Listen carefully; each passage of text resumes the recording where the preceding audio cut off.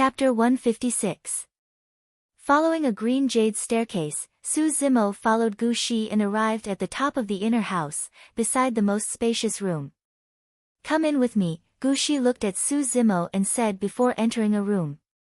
The maidservant standing on both sides smiled and bowed slightly, looking at Su Zimo with clear respect and envy. In the room, there was a row of chairs and a table filled with all sorts of fruits that were filled with spirit chi. It was extremely tempting. "Sit anywhere." The girl in pink greeted Su Zimo and pointed to the fruits on the table. "Even the perfected Jean Dan below can't eat these things." Su Zimo did not say anything and merely nodded with a hint of caution in his heart. He had long noticed that the reason why the two of them were treating him so strangely was definitely because of the Sky Treasure Gold Badge. Previously, Su Zimo had always thought that the Sky Treasure Gold Badge given to him by Ji Yaoxue was the most ordinary one. But now, it seemed like it was not that simple. "Hey, what's your name?" The moment Su Zimo sat down, the girl in pink suddenly leaned over and asked in a sweet voice with ripples in her watery eyes. The girl in pink was almost plastered to Su Zimo and her body fragrance wafted over. Su Zimo's heart skipped a beat as he leaned back slightly and said in a deep voice, "I'm Su Zimo." The moment he said that, Su Zimo felt that something was amiss. After the girl in pink had asked her question, he did not even have to think before he subconsciously blurted it out. Su Zimo felt a sense of trepidation in his heart. This feeling was as though he could not control himself and would answer anything the other party asked. What was even scarier was that the girl exuded a seductive aura. Every frown and smile of hers was enchanting and charming. Even though it was just a casual chat, Su Zimo felt his body heat up and his mind wander. Evil. Su Zimo clenched his fists, and a layer of sweat gradually seeped out of his palms. This girl was already so powerful with a veil on her face. If she were to take off her veil, how powerful would she be? Su Zimo could not stay any longer. He stood up and cupped his hands. "Head chief, if there is nothing else, I will take my leave." Gu Shi didn't say a word.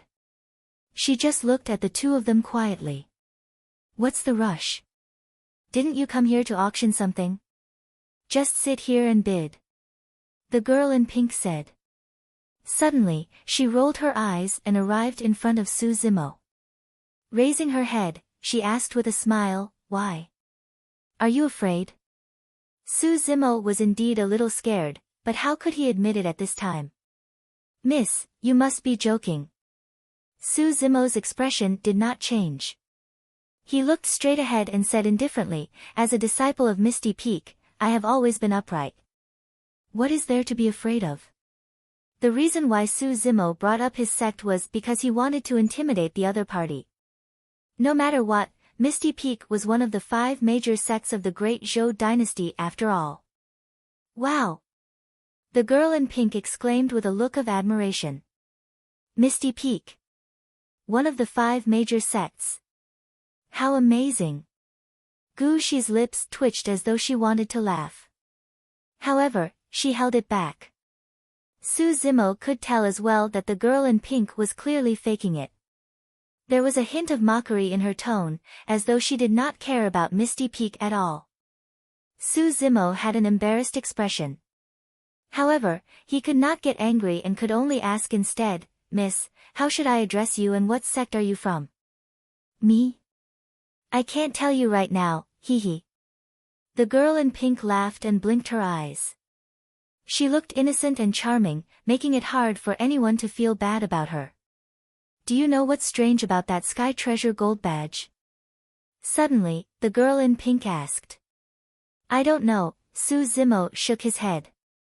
"Take it out and take a closer look," the girl in pink continued. Ever since he obtained the Sky Treasure Gold Badge, Su Zimo had indeed not taken a close look at it. Now that he was looking at it, he noticed something strange. At the bottom right corner of the badge, there was an exquisite, shui character carved on it. The girl in pink's voice sounded once more, "This is the gold badge of the Great Zhou dynasty's 3rd princess, also known as the royal family's gold badge." There are less than 10 of them in the entire Great Zhou dynasty. No wonder. Su Zimo's heart skipped a beat. Back then, Ji Yaoxue said that he would get a 50% discount if he shopped at Sky Treasure Pavilion with this Sky Treasure Gold badge. At that time, Su Zimo was surprised. Wasn't that way too cheap? So, this badge was meant for the descendants of the Great Zhou dynasty's royal family. Hey, what's your relationship with the third princess of the Great Zhou dynasty? A sly look flashed through the girl in pink's eyes as she asked with a smile. Su Zimo shook his head.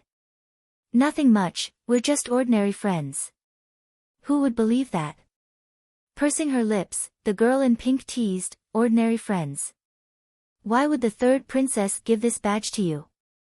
Su Zimo remained silent. Hey, Su Zimo, can you do me a favor?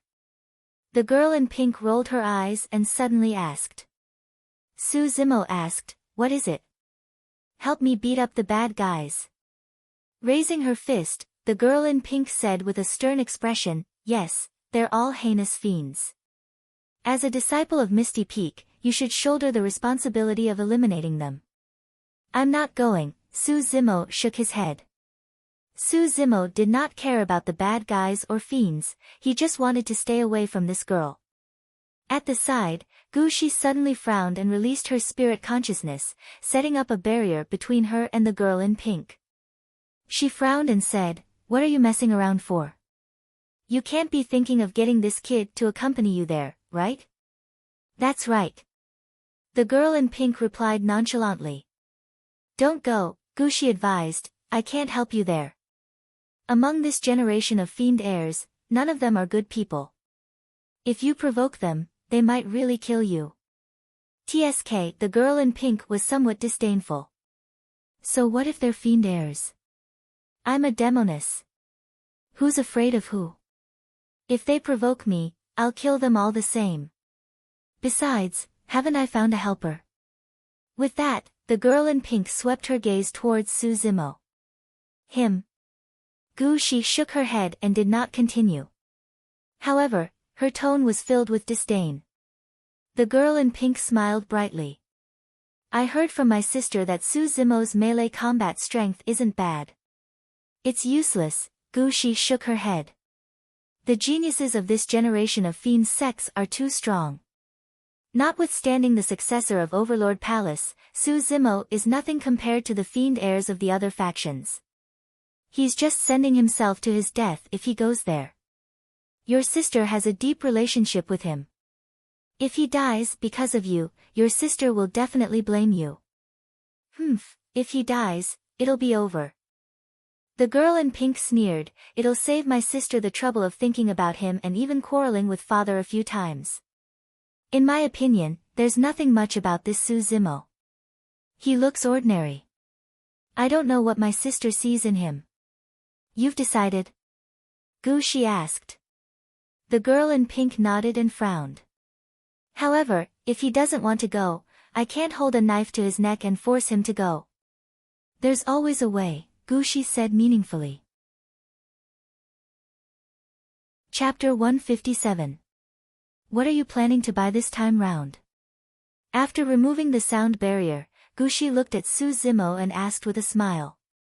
Nothing much, I'm just looking around. Even though he did not know what the two of them were talking about, Su Zimo could tell that it had something to do with him. Naturally, he would not reveal the truth foolishly. Smiling, Gu Shi did not probe any further and changed the topic. The auction is about to begin. Why don't you sit here? If there's anything you fancy, I might be able to help. Given the difference in status between them and the fact that Gu Shi had invited him repeatedly, Su Zimo made up his mind and thought to himself, since I'm here, I might as well take things as they come. It's not like they can do anything to me. At that thought, Su Zimo sat down boldly and picked up the fruits on the table, eating them as though there was no one else around. Through the crystals in front of him, he could clearly see that the seats outside were already filled. It was extremely lively and bustling. Before long, a bell rang and the auction officially began, causing the place to quieten down gradually. A middle-aged man in luxurious robes walked up to the round platform in the middle. Surveying the surroundings, he smiled and cupped his fists. I'm the shopkeeper of Chiyu City's Sky Treasure Auction House. Welcome, fellow Taoists. I hope that everyone can return with a full load today. Hurry and begin. A cultivator who had long since grown impatient shouted loudly. The shopkeeper smiled and did not say anything else. Waving his hand behind him, a beautiful maidservant walked forward with a tray in her hands, swaying her hips. The shopkeeper removed the gauze covering the tray, revealing a flying sword inside. The blade of the sword was like autumn water and shone brightly. There were 3 spirit patterns on it. It was a superior grade spirit weapon. This is the autumn water sword. It was created by the most famous advanced weapon refinement master of the Great Zhou dynasty, Mr. Lien. I believe everyone has heard of it before, so I won't introduce it further. The starting bid for this sword is 2,000 spirit stones and each bid must not be less than 100. Su Zimo was secretly speechless. The auction had just started and it was already a superior grade spirit weapon. He did not know what else would appear later on. He did not know who this Mr. Lien was either. As though she could sense the doubts in Su Zimo's heart, Gu Shi explained, that person is called Lien Feng and he's from True Fire sect. He's famous because he once refined a supreme grade spirit weapon. In the Great Zhou dynasty, a high-level refiner is considered a rare talent. Out of respect, cultivators who are not familiar with him all call him Mr. Lien. Su Zimo nodded. The numerous cultivators outside had already begun to bid. In just a short while, the price of the autumn water sword had already risen to 3,000 spirit stones. Su Zimo was not very interested in spirit artifacts. Very quickly, the autumn water sword was sold to a foundation establishment cultivator at the price of 3,700 spirit stones. The shopkeeper smiled in satisfaction. With a wave of his hand, the second item was brought up. Lifting the gauze, there was a jade bottle on the tray. It seemed to contain some kind of pill. This is a Tier 2 pill, low grade. I believe everyone has heard of its name before. It's the Meridian Unlocking Pill. The base price is 5,000 spirit stones, and each increment must be no less than 500 spirit stones. Su Zimo's eyes lit up. After foundation establishment cultivators entered perfected cultivation, they had to unlock their 8 meridians. The amazing thing about the Meridian Unlocking Pill was that there was a high chance of unlocking a meridian after consuming it. Of course, the better the quality of the Meridian Unlocking Pill, the higher the chances of unlocking a meridian. Furthermore, it was only effective the first time it was consumed. Even so, that effect was terrifying enough. Once a cultivator unlocked 7 meridians and consumed the Meridian Unlocking Pill, they had a chance of unlocking their 8 meridians. The Meridian Unlocking Pill was extremely famous in the ancient era. Unfortunately, there were not many left and even the recipe was lost. Su Zimo was tempted and leaned forward slightly. Gu Shi's gaze shifted and she noticed Su Zimo's slight movement. She said, if you're interested, you can bid here. The maidservants outside will help you spread the word. This was a privilege exclusive to the rooms on the top floor. The rooms were all marked with numbers. For example, Su Zimo's room was number 1 and there were 10 rooms like that at the top. The lower floors were occupied by perfected Jin Dan and there were 90 rooms, numbers 11 to 100. In just a short time, the Meridian Unlocking Pill was bid for 10,000 spirit stones by many Jin Dan perfected beings. That was only an inferior grade Meridian Unlocking Pill. Those perfected Jin Dan perfected beings were definitely not for their own use and were mostly prepared for their personal disciples. Su Zimo took a deep breath of air and gave up on the thought of bidding for the time being. It wasn't that he did not have enough spirit stones, but that he did not fancy the quality of the pill. Su Zimo had obtained quite a number of middle-grade spirit stones from the spirit mine outside Linfeng City previously. Right now, he had more than 100,000 of them in his storage bag. Hey, are you short of money? The girl in pink blinked and whispered, "If you're interested in anything, I can help you." "There's no need. I have the ability to buy it myself," Su Zimo rejected indifferently. A look of surprise flashed through the girl in pink's eyes as she asked with a smile, "I couldn't tell. You're only at early stage foundation establishment but you have the ability to buy these things?" Pausing for a moment, the girl in pink rolled her eyes and suddenly asked, "Do you know what kind of spirit stones they're using to bid?" Su Zimo's heart skipped a beat as he suddenly realized that he had miscalculated something. The bids in the inner house did not mention inferior grade, middle grade or superior grade spirit stones. Subconsciously, he thought that they were using middle grade spirit stones. One had to know that the value of spirit stones of different grades differed greatly. Under normal circumstances, 100 inferior grade spirit stones were equivalent to a middle grade spirit stone. However, 100 middle grade spirit stones were equivalent to a superior grade spirit stone.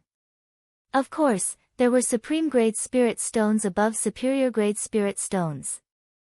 If the spirit stones mentioned in the inner house just now were superior grade spirit stones, Su Zimo's 100,000 middle grade spirit stones would only amount to slightly more than 1,000 superior grade spirit stones. That was not enough to buy anything.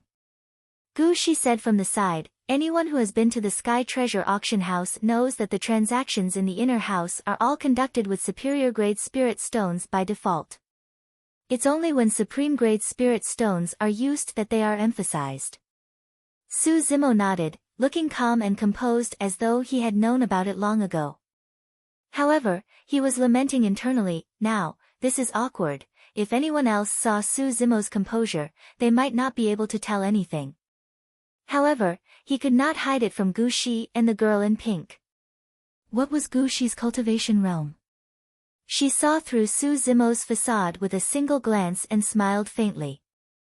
The girl in pink looked at Su Zimo from the side with a mischievous smile. She did not expose him and merely chuckled. Suddenly, the girl in pink felt that this green-robed scholar was rather amusing.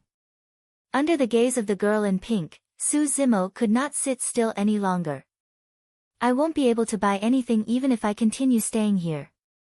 I might as well leave earlier."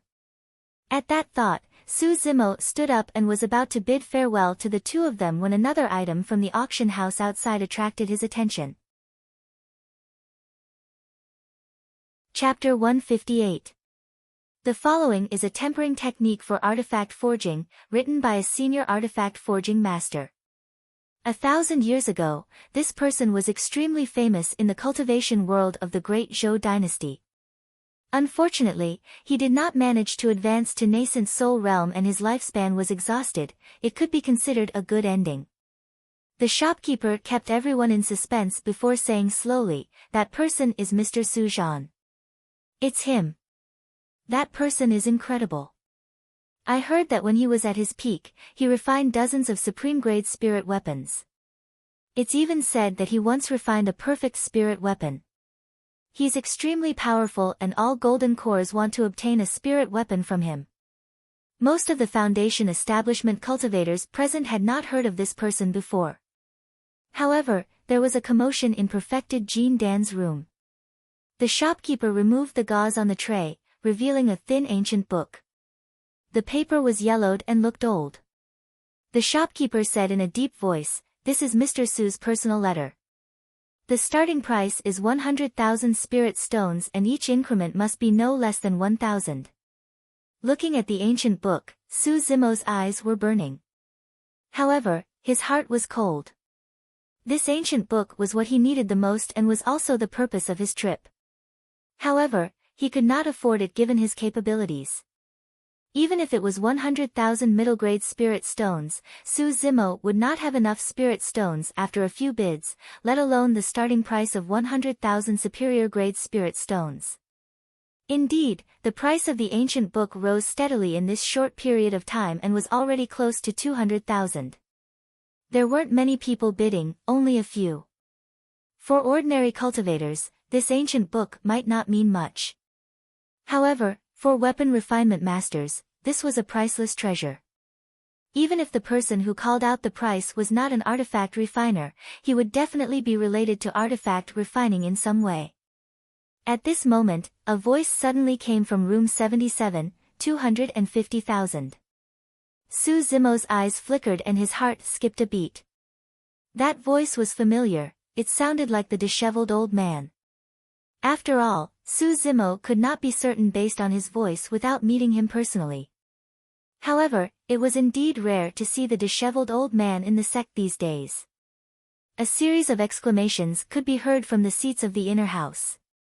Previously, it was still 200,000, but now, it was suddenly raised to 250,000, a total of 50,000 high-grade spirit stones.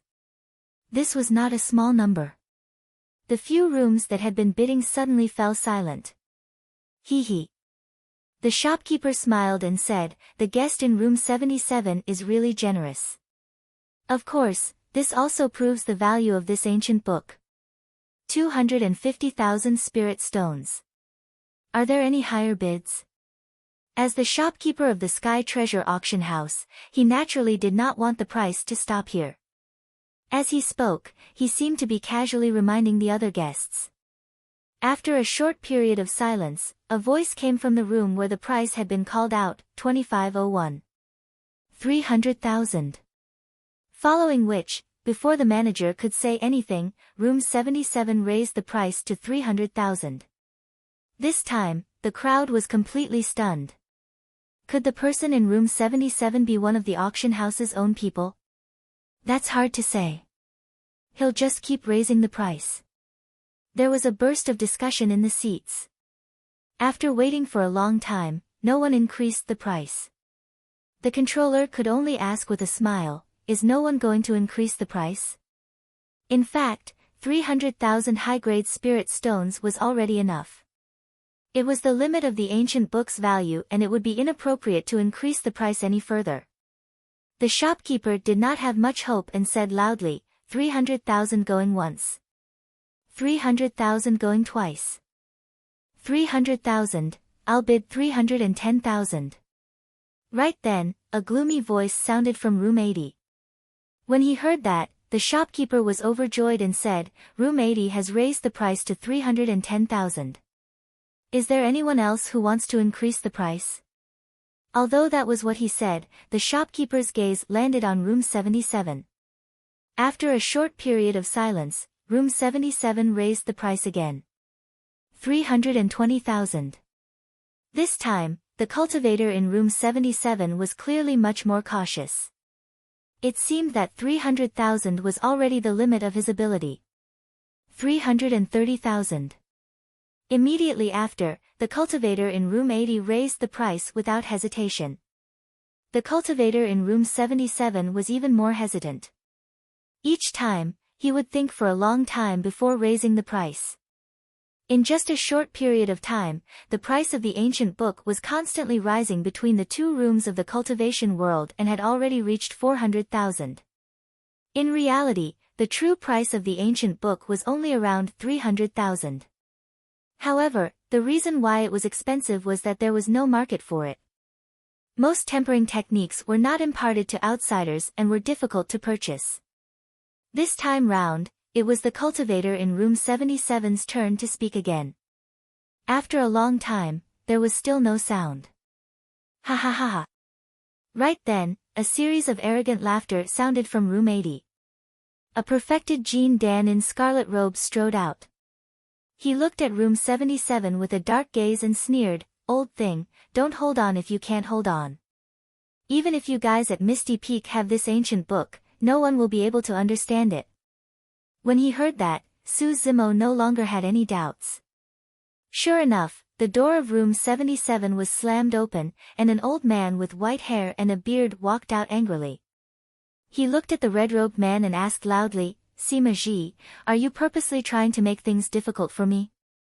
True Fire Sect doesn't lack such tempering techniques at all. Why are you snatching it from me? I like it." Sima Ji smiled smugly. "You." The disheveled old man was speechless. Sima Ji said leisurely, "Old thing, that's 400,000 spirit stones. Can you afford that?" Look at how poor you are. Fufu, you're probably going to have to sell everything you have, right? The disheveled old man's face was livid.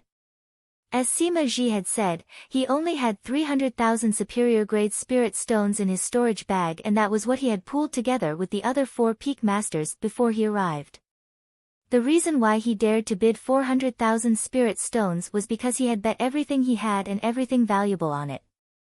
He was bent on obtaining that ancient book, not for himself, but for his disciple, Su Zimo.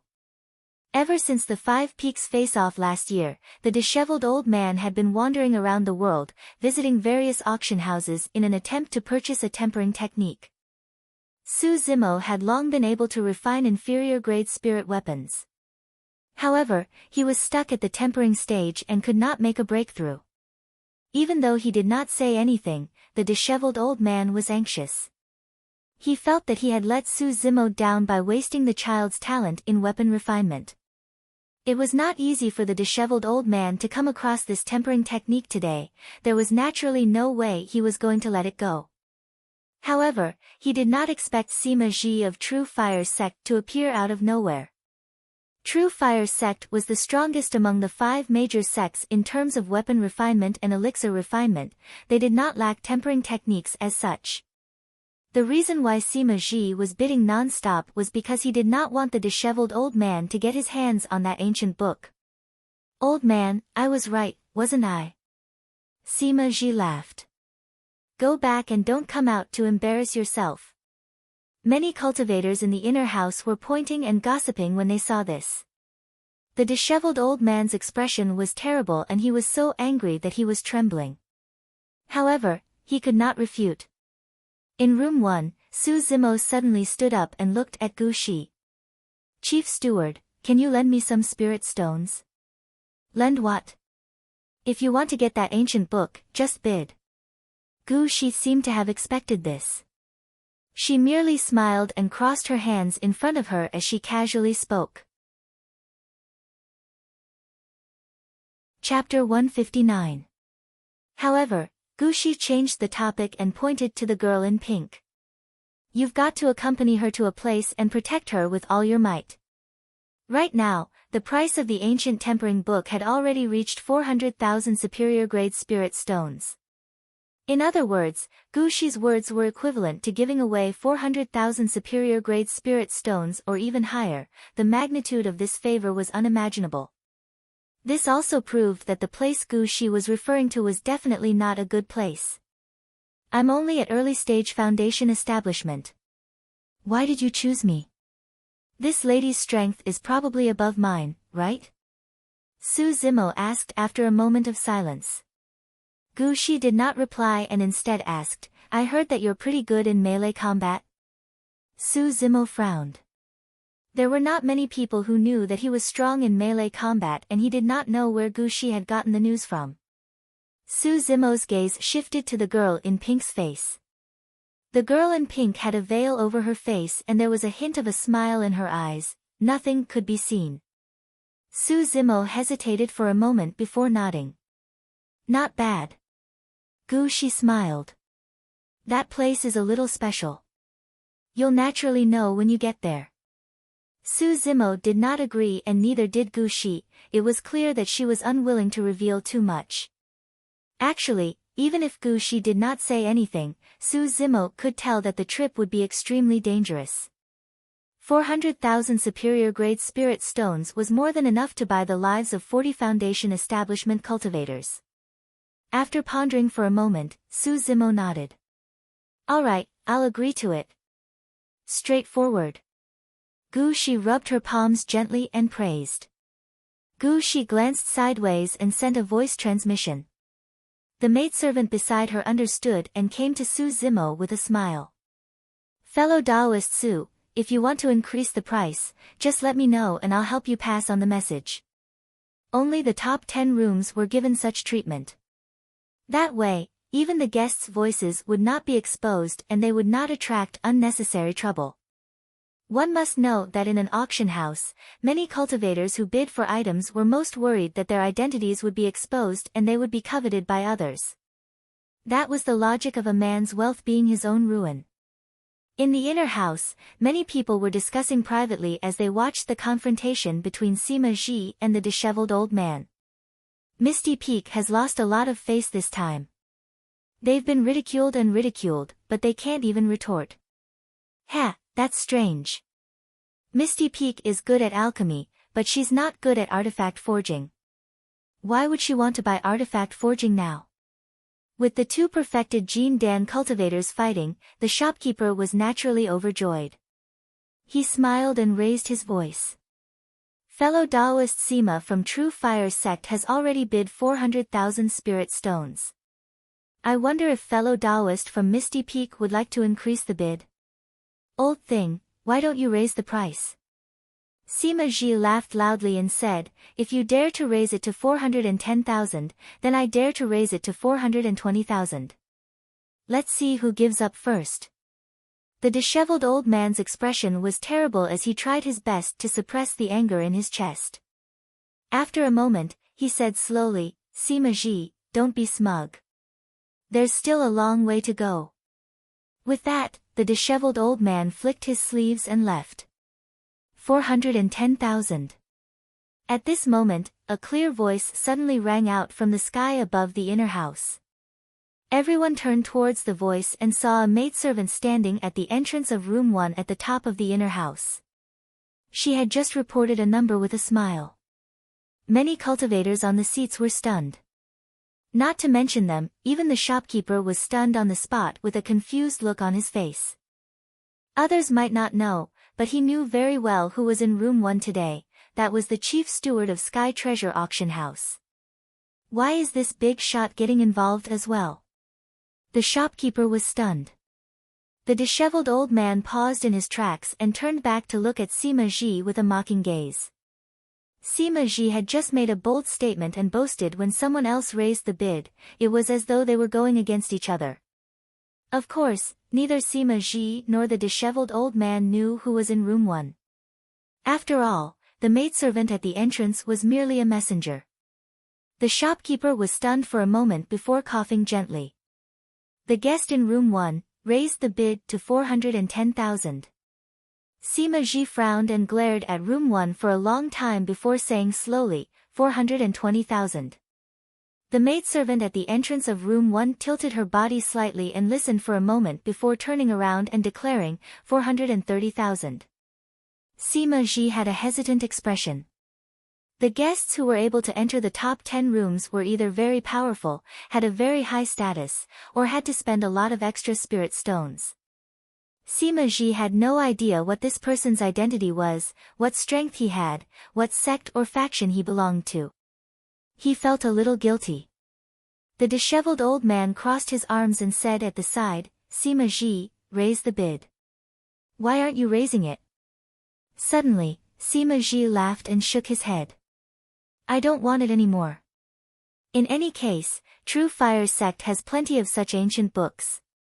The reason why I'm raising the bid is because I don't want this ancient book to land in the hands of an old man like you. You're truly shameless. The disheveled old man cursed with a cold expression. Sima Ji laughed. I'm not being shameless. I just don't want a bright pearl to be covered in dust. Even if this ancient book lands in the hands of Misty Peak, no one will be able to understand it, ha. After laughing, Sima Ji cupped his fists in the direction of room 1 and declared, since this fellow Taoist has taken a liking to this ancient book, I can only give it to you. The shopkeeper wiped his cold sweat secretly and said, congratulations to the guest in room 1 for obtaining this ancient book for 430,000. Right then, the maidservant at the entrance of room 1 turned around again. Many cultivators realized that the person inside had something to say again. A moment later, the maidservant turned around and said, please give this ancient book to the fellow Taoist from Misty Peak in room 77. Give. The entire place went silent. Everyone was dumbfounded. Sima Ji was a little confused. The disheveled old man was confused as well. He turned back to look at his room. It was indeed room 77. Who was the other party to give such a huge gift? The first reaction of many cultivators was that the guest in room 1 was joking. The shopkeeper knew what sort of person the chief steward of Sky Treasure Auction House was. Although she was a woman of her word and would definitely not joke as such. The shopkeeper wrapped up the ancient book immediately and headed to the entrance of room 77 personally, handing the ancient book to the disheveled old man in front of everyone. It was only then that everyone realized what was going on and their expressions changed. Sima Ji's expression darkened instantly. No matter who the other party was, this action was clearly going against him. However, Sima Ji could not understand what sort of status this person had to be to give away more than 400,000 superior-grade spirit stones just like that. This was way too extravagant. Fellow Taoist, what's the meaning of this? Are you purposely going against True Fire sect? The moment Sima Ji opened his mouth, he brought up his sect. I like it. The maidservant shook her head and pretended to be smug. Those two sentences sounded familiar. They were the same words that Sima Ji said to the disheveled old man earlier on. Now, they were sent back to him. Actually, the maidservant was only 12 or 13 years old. She wasn't tall and had a charmingly naive look. Her large eyes were watery and her voice was crisp. Now that she said those words in Sima Ji's tone, it was extremely interesting. Instantly, the crowd burst into laughter. Chapter 160. Relief. The disheveled old man's first reaction was relief. Looking at Sima Ji's expression that looked as though he had swallowed feces, the disheveled old man felt an indescribable satisfaction and could not help but laugh along with the crowd. Sima Ji's gaze was dark as he glared at room 1 with a cold expression. Gritting his teeth in hatred, he felt his face burning as he listened to the laughter around him. The other party's actions were undoubtedly a slap to his face. Fufu. After a moment, Sima Ji suddenly laughed and raised his brow. Fellow Taoist, what sect are you from? I, Sima Ji, am interested in befriending you. I wonder if you can give me some face and show yourself. Although Sima Ji's tone was polite, everyone could hear the resentment in it. Once the two of them met, a feud would be formed. No. Right then, the maidservant heard the voice transmission and rejected decisively. When Sima Ji saw that the other party refused to show himself, he no longer had any reservations and guessed that the other party must be afraid of him or True Fire sect's reputation. Just now, Sima Ji was testing the other party with that statement. If the other party appeared with a noble status, Sima Ji could mock himself and show weakness. However, if the other party appeared with an ordinary status, Sima Ji would be able to remember who he fell into today. If the other party did not appear, humph. Sima Ji harumphed coldly and said sinisterly, Fellow Taoist, don't refuse a toast only to be forced to drink a forfeit. Do you think that I won't be able to find out your identity just because you're hiding inside? If I find out who you are, I'll... Sima Ji, the inner house is not a place for you to behave atrociously.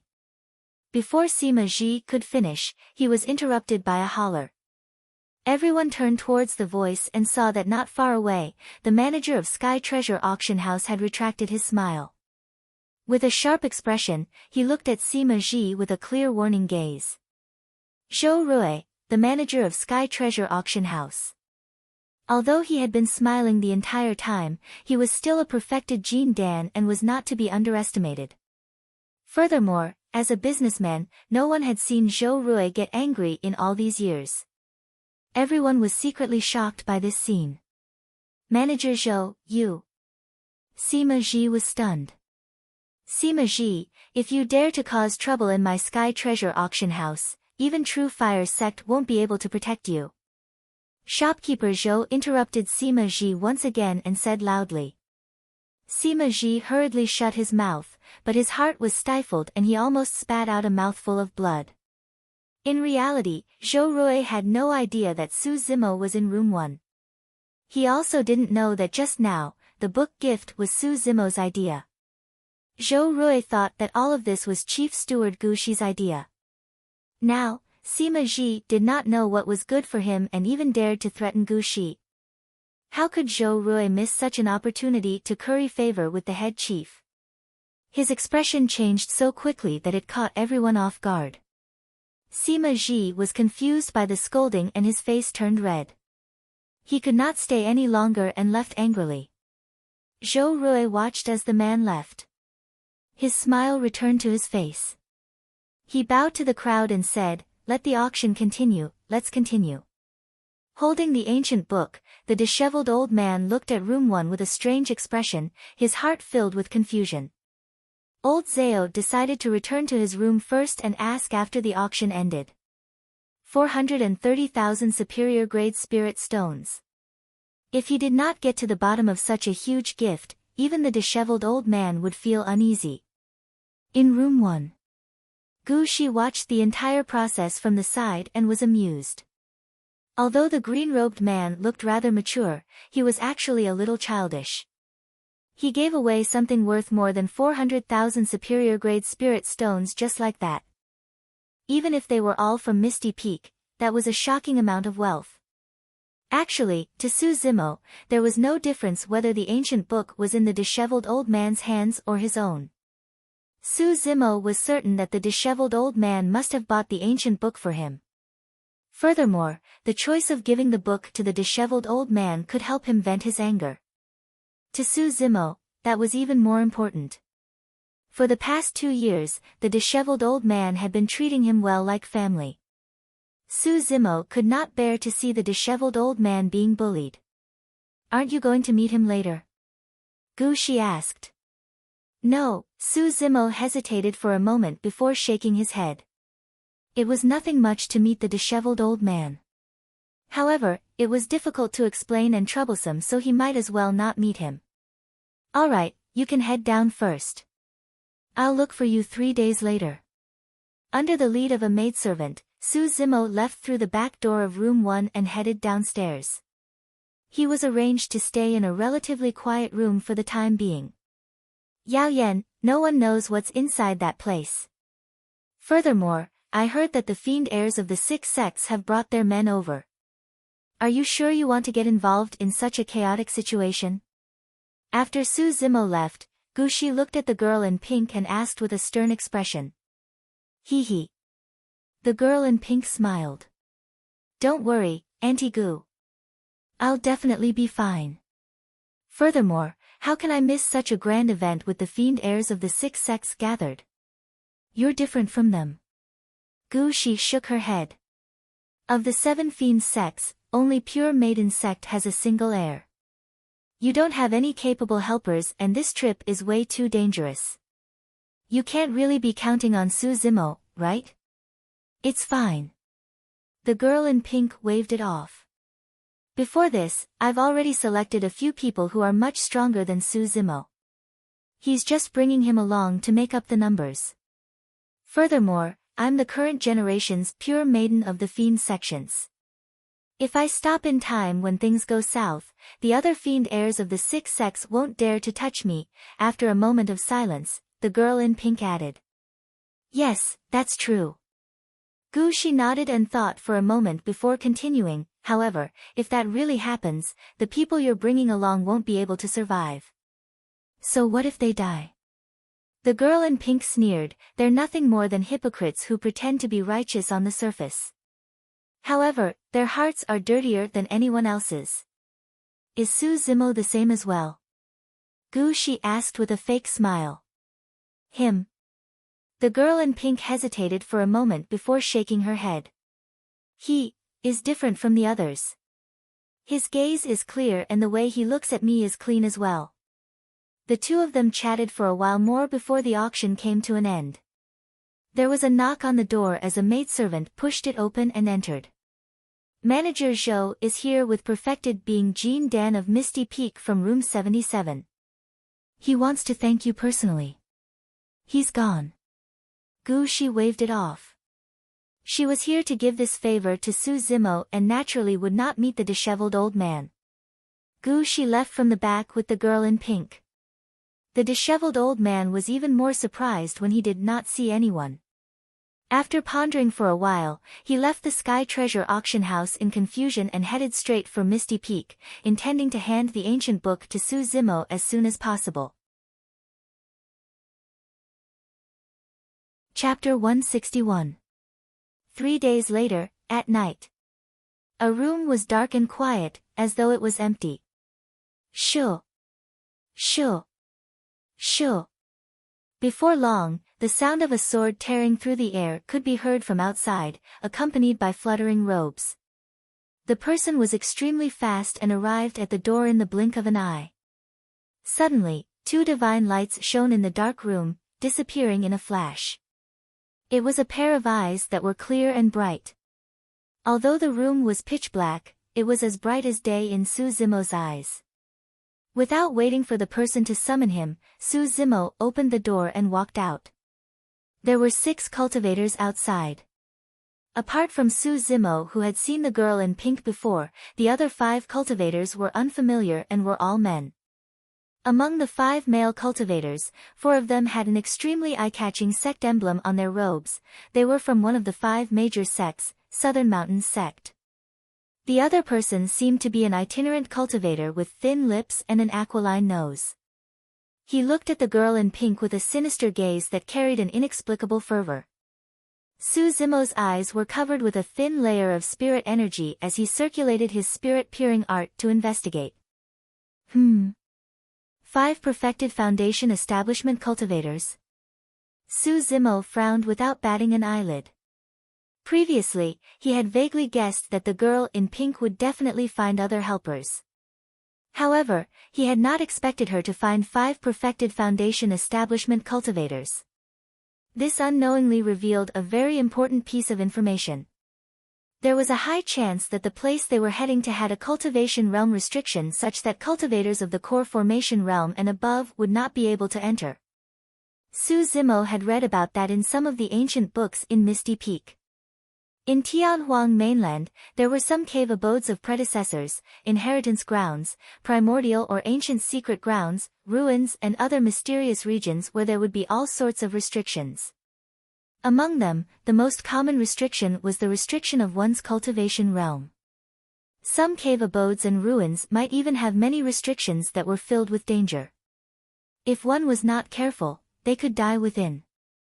Of course, in the face of great danger, great opportunities would come along with it.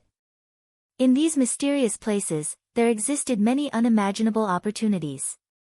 As long as one could obtain any one of them, they would be able to soar into the sky and transform into a butterfly from a cocoon. Furthermore, although the 5 male cultivators were at perfected foundation establishment, the spirit-peering art could not tell how many meridians they had unlocked. Only when he unleashed his full cultivation would he be able to know the true strength of his opponent. This was because when one circulated spiritual energy, the opened meridians would appear on the surface of the cultivator's body. They were crystal clear, flawless, and extremely obvious. Let me introduce you. This is Su Zimo from Misty Peak. The girl in pink was still wearing her veil. Her voice was so soft that it felt as though one's bones had lightened. I was wondering who it was that we had to pay him a personal visit. A cultivator from Southern Mountains sect suddenly sneered with a darkened expression. Fufu, so you're at early stage foundation establishment. Su Zimo raised his eyebrows slightly. On the surface, this person's cultivation was much higher than his, but now, the distance between them was less than 5 steps. To Su Zimo, the distance of 5 steps was almost instantaneous. If the 2 of them were to fight, this person would definitely die. Although Southern Mountains sect was known for their strong body tempering techniques, Su Zimo had yet to meet a match in melee combat. It's enough for the few of us to accompany you. Why do you have to bring along such a burden?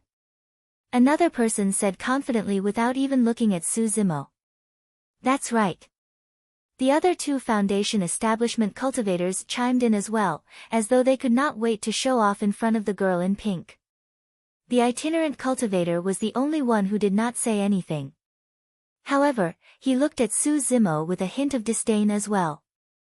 Su Zimo was disgusted and replied indifferently, since you guys don't welcome me, I don't have to go. Everyone, stop arguing. The girl in pink pouted coquettishly and attracted everyone's attention instantly. Every frown and smile of the girl in pink seemed to contain a mysterious charm that could tug at one's heart and even steal one's soul. Even Su Zimo, who had been wary of the girl in pink the entire time, felt his heart skip a beat when he heard her pouting, let alone the 5 cultivators present. The girl in pink continued, "These 4 fellow Taoists are from Southern Mountains sect. This fellow Taoist is Yen Fei and he's an itinerant cultivator. Everyone, give Yen some face and don't fight tonight, okay?"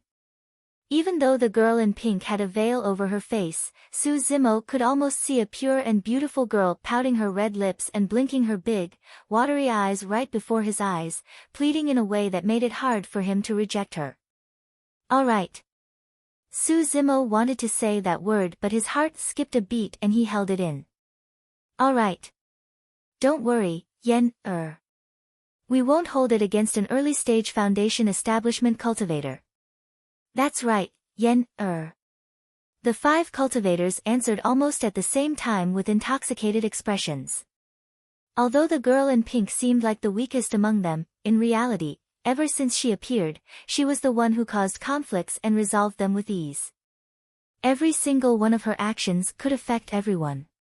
It was an indescribable charm that seemed to be able to bewitch everyone and control everything. Earlier on, the girl in pink's gaze swept across the 6 of them. However, all of them had the feeling that she was looking at them and begging them. What sort of method is that? Su Zimo was secretly shocked. It seemed like a charm technique, but it did not seem like one. The girl in pink was dressed normally and was not revealing at all. Furthermore, she did not do anything daring or provocative, she looked like an innocent girl. However, the more that was the case, the more it proved how powerful she was. Su Zimo could vaguely sense that the 5 perfected foundation establishment cultivators brought by the girl in pink were completely lost. At that moment, even if the girl in pink asked them to dig out their hearts, the 5 of them would not hesitate at all. This kind of feeling made one shudder with fear. Earlier on, Su Zimo was nearly lost as well. Now that he thought about it, he could not help but feel a lingering fear. "You haven't told me what we're here for. Where are we heading to later? What do we have to prepare and take note of?" Su Zimo asked with a frown. "Why are you asking so many questions?" "That's right. We'll do anything Yen asks us to do. If you're afraid, don't go." The few foundation establishment cultivators said immediately. The girl in pink smiled and rolled her eyes at Su Zimo. "Oh, you have so many questions. The place we're heading to later on is an inheritance ground of my sect. Initially, I could have gone there to receive the inheritance in secret. However, it's a pity that the location of the inheritance ground was exposed prematurely and attracted many people from the fiend sections." Sigh. The girl in pink sighed. "Yen is weak and is no match for fiend sect cultivators.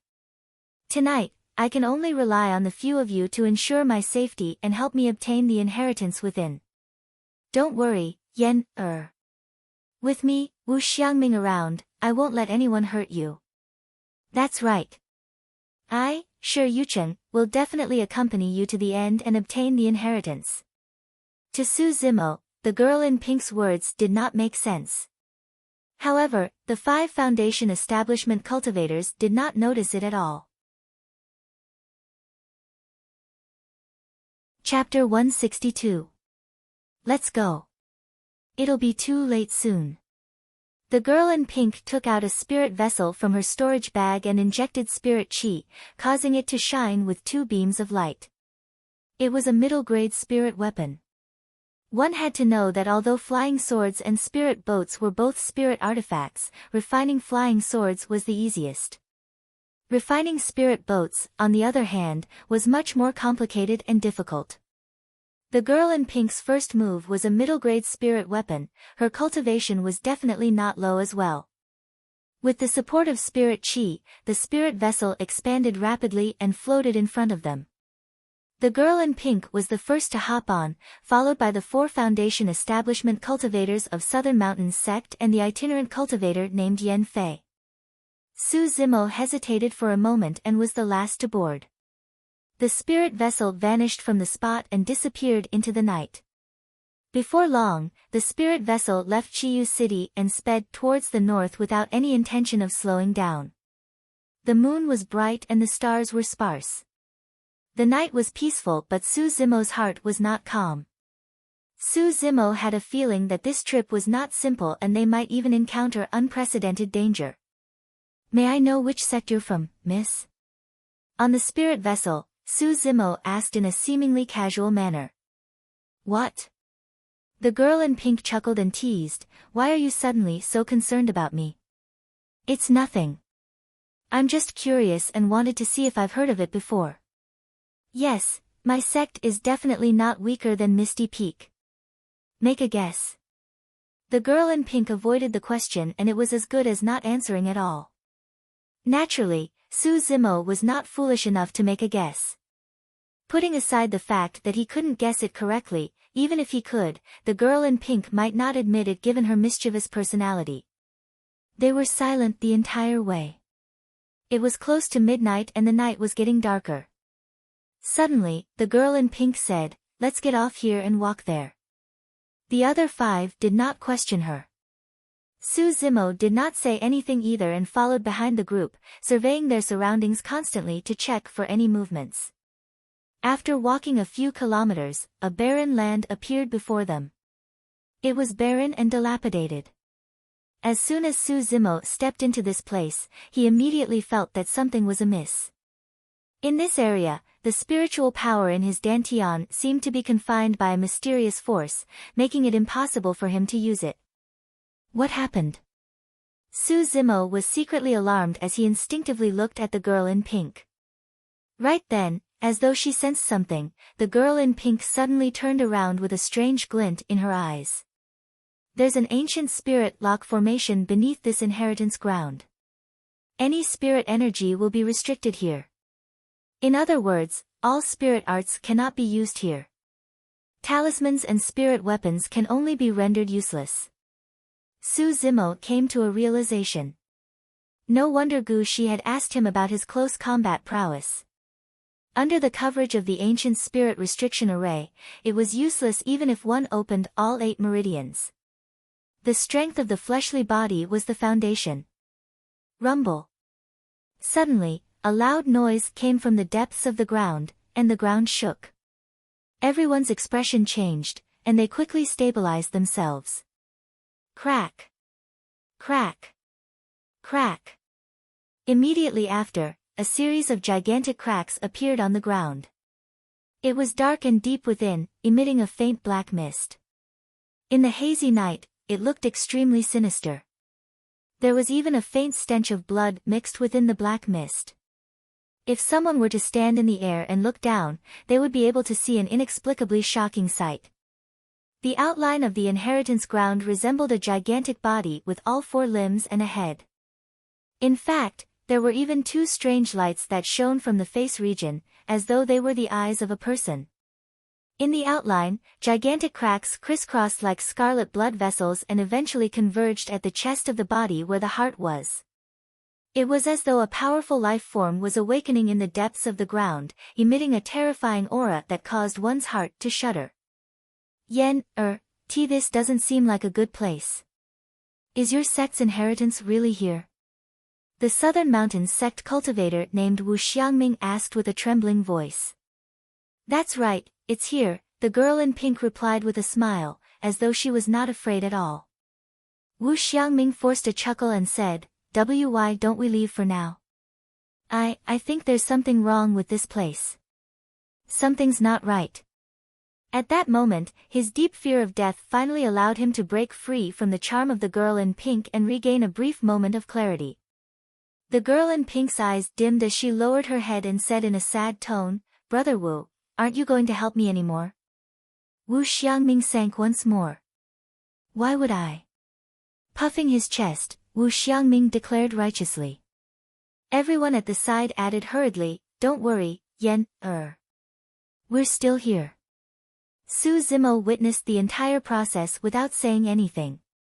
Among the 7 of them, he was the calmest apart from the girl in pink. It wasn't because Su Zimo was bold and fearless towards the various phenomenons in the inheritance ground. It was just that Su Zimo was watching from the sidelines and had a clearer understanding of the situation. He was particular about where he stood. Even though he seemed like he was walking casually, he was never more than 5 steps away from the girl in pink. If anything were to happen, Su Zimo was confident that he could capture the girl in pink immediately.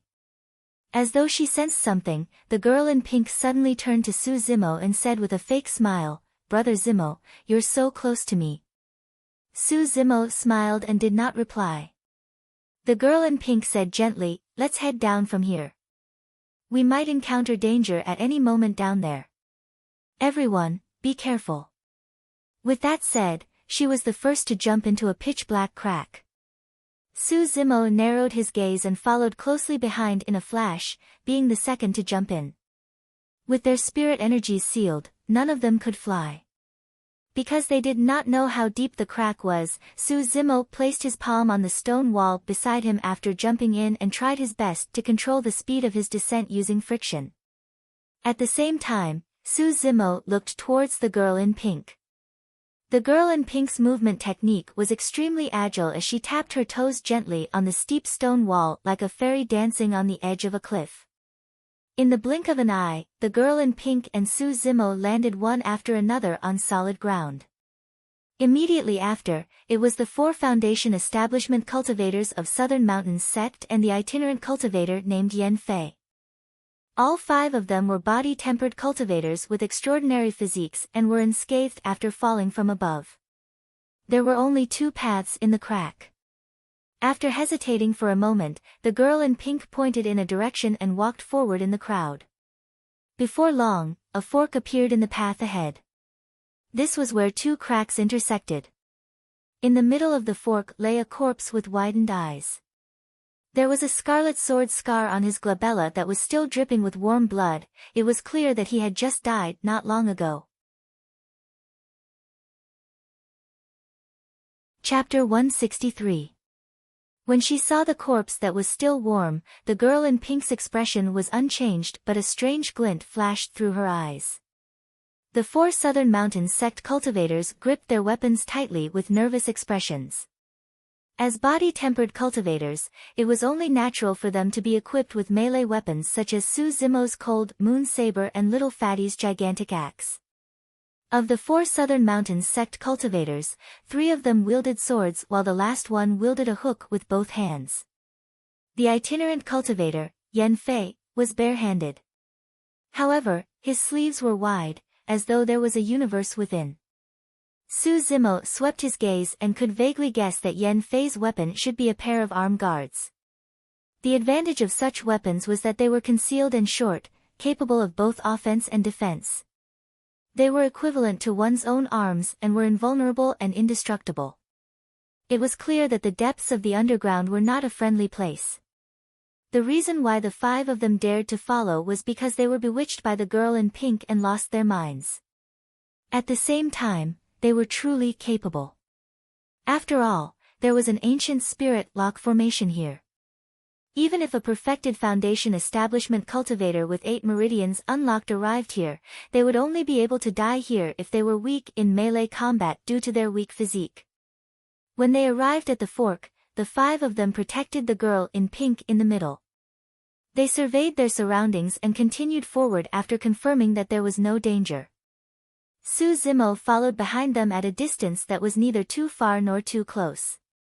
When he arrived beside the corpse at the fork, he stopped and glanced sideways.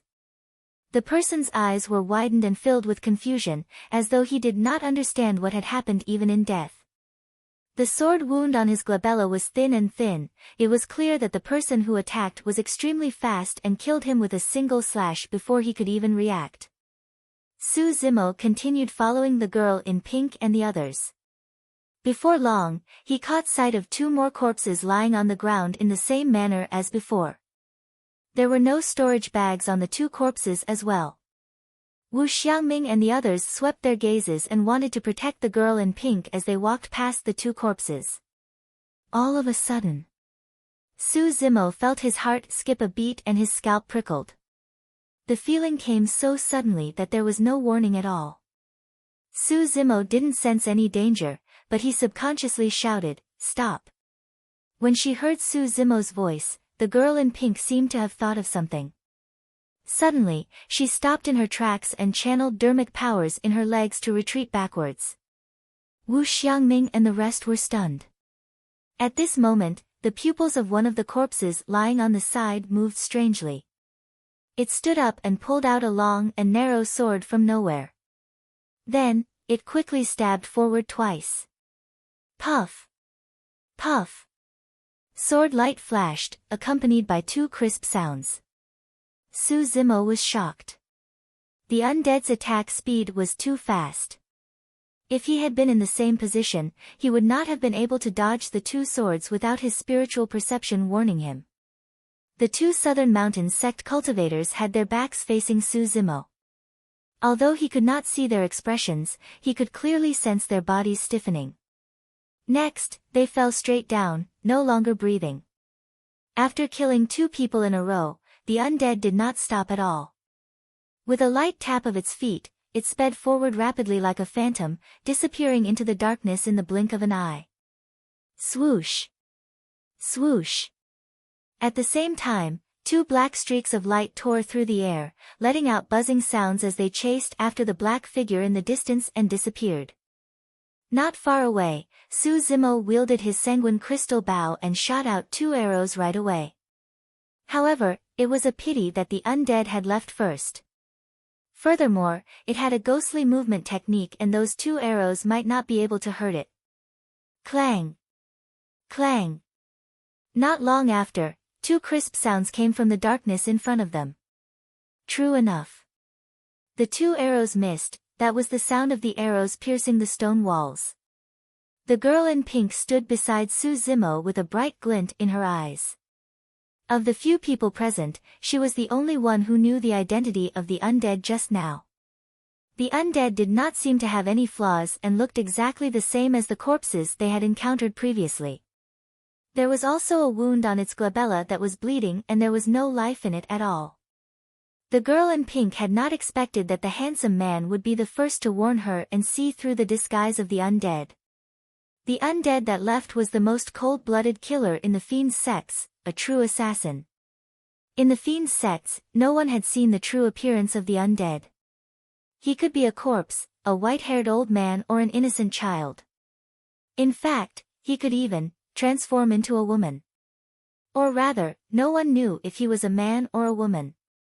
Those in the fiend's sects called him the thousand-faced assassin. The girl in pink only knew that he was the current generation's fiend heir of Hidden Death sect. His talent was comparable to an ancient fiend hegemon and he was hailed as the strongest fiend heir of Hidden Death sect. The girl in pink was from Pure Maiden sect and the thousand-faced assassin was from Hidden Death sect. Both of them were part of the 7 fiend sections. The moment Su Zimo gave the warning, the girl in pink thought of this terrifying character and retreated immediately. What surprised the girl in pink was that the thousand-faced assassin actually retreated after killing the two of them. This meant that there was someone among the crowd that made the thousand-faced assassin feel threatened. That was the reason why he did not continue taking the risk. Against the same cultivation realm, the thousand-faced assassin had killed countless monster incarnates without missing a single one. His accomplishments were so terrifying that it left countless people of the fiend sect speechless. On the one hand, it was because of his cold methods. On the other hand, it was also proof of his caution. Just who was it that could make the strongest devil's son of the Hidden Death sect feel fear?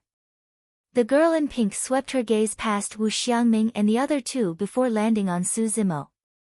Although the entire process from the moment the thousand-faced assassin attacked to his escape seemed to take a long time to describe, it actually happened in the blink of an eye. Wu Xiangming and the other two did not manage to react at all. Of everyone present, Su Zimo was the calmest. Not only did he notice that something was amiss, he even had the strength to retaliate. It was clear who the thousand-faced assassin was wary of. For the first time, the girl in pink realized that Su Zimo was not as weak as she had imagined him to be.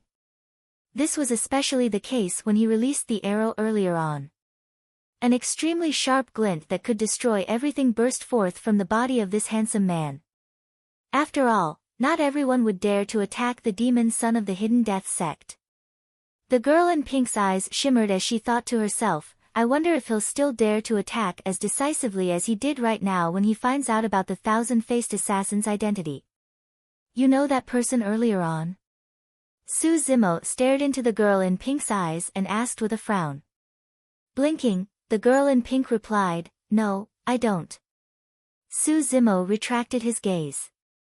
He knew that if the girl in pink did not wish to speak, he would not be able to get a true answer no matter how he asked.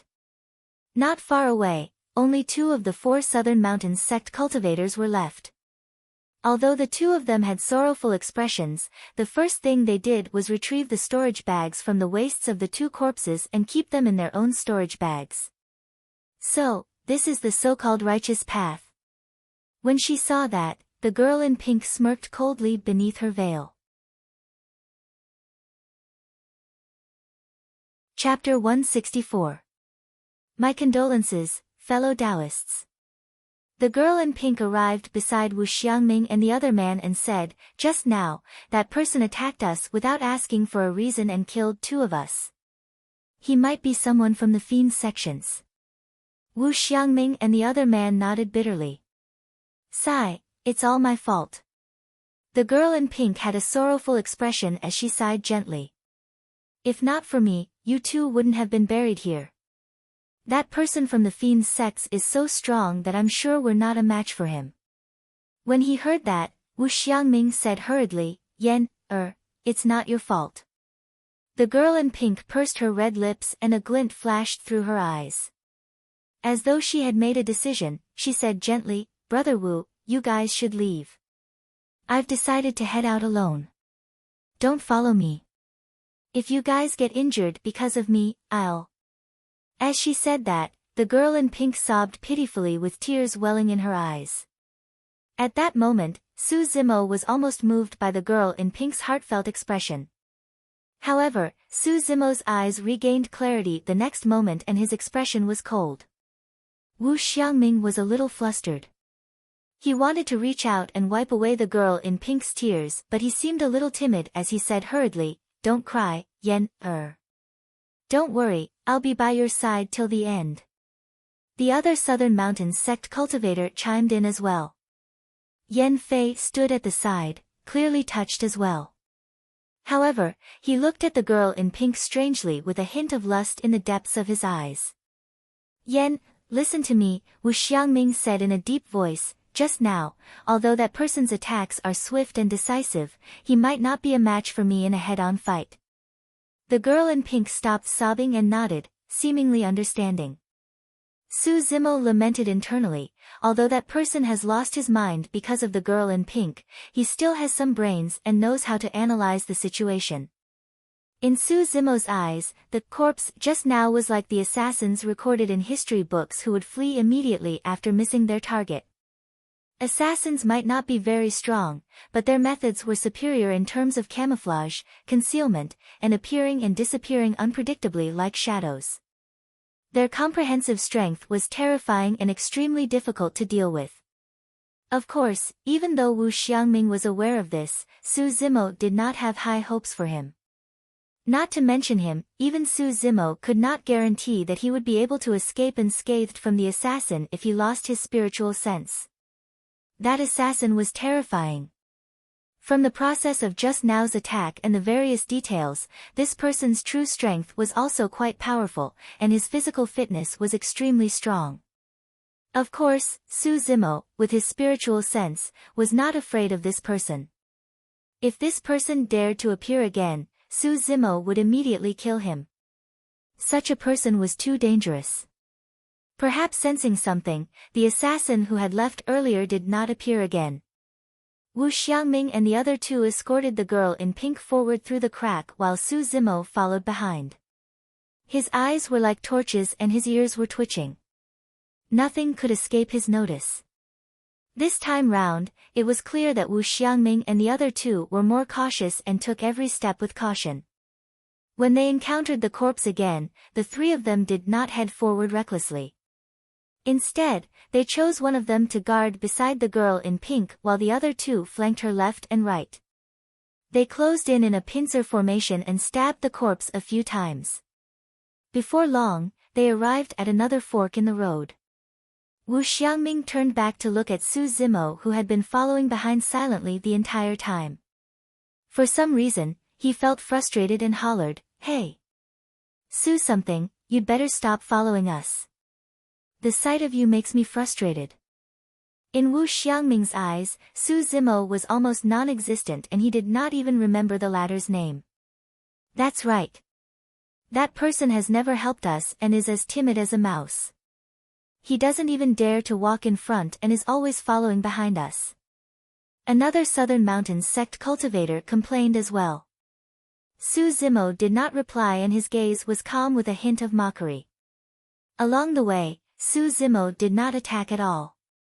Most of the time, he watched coldly from the sidelines and strolled leisurely.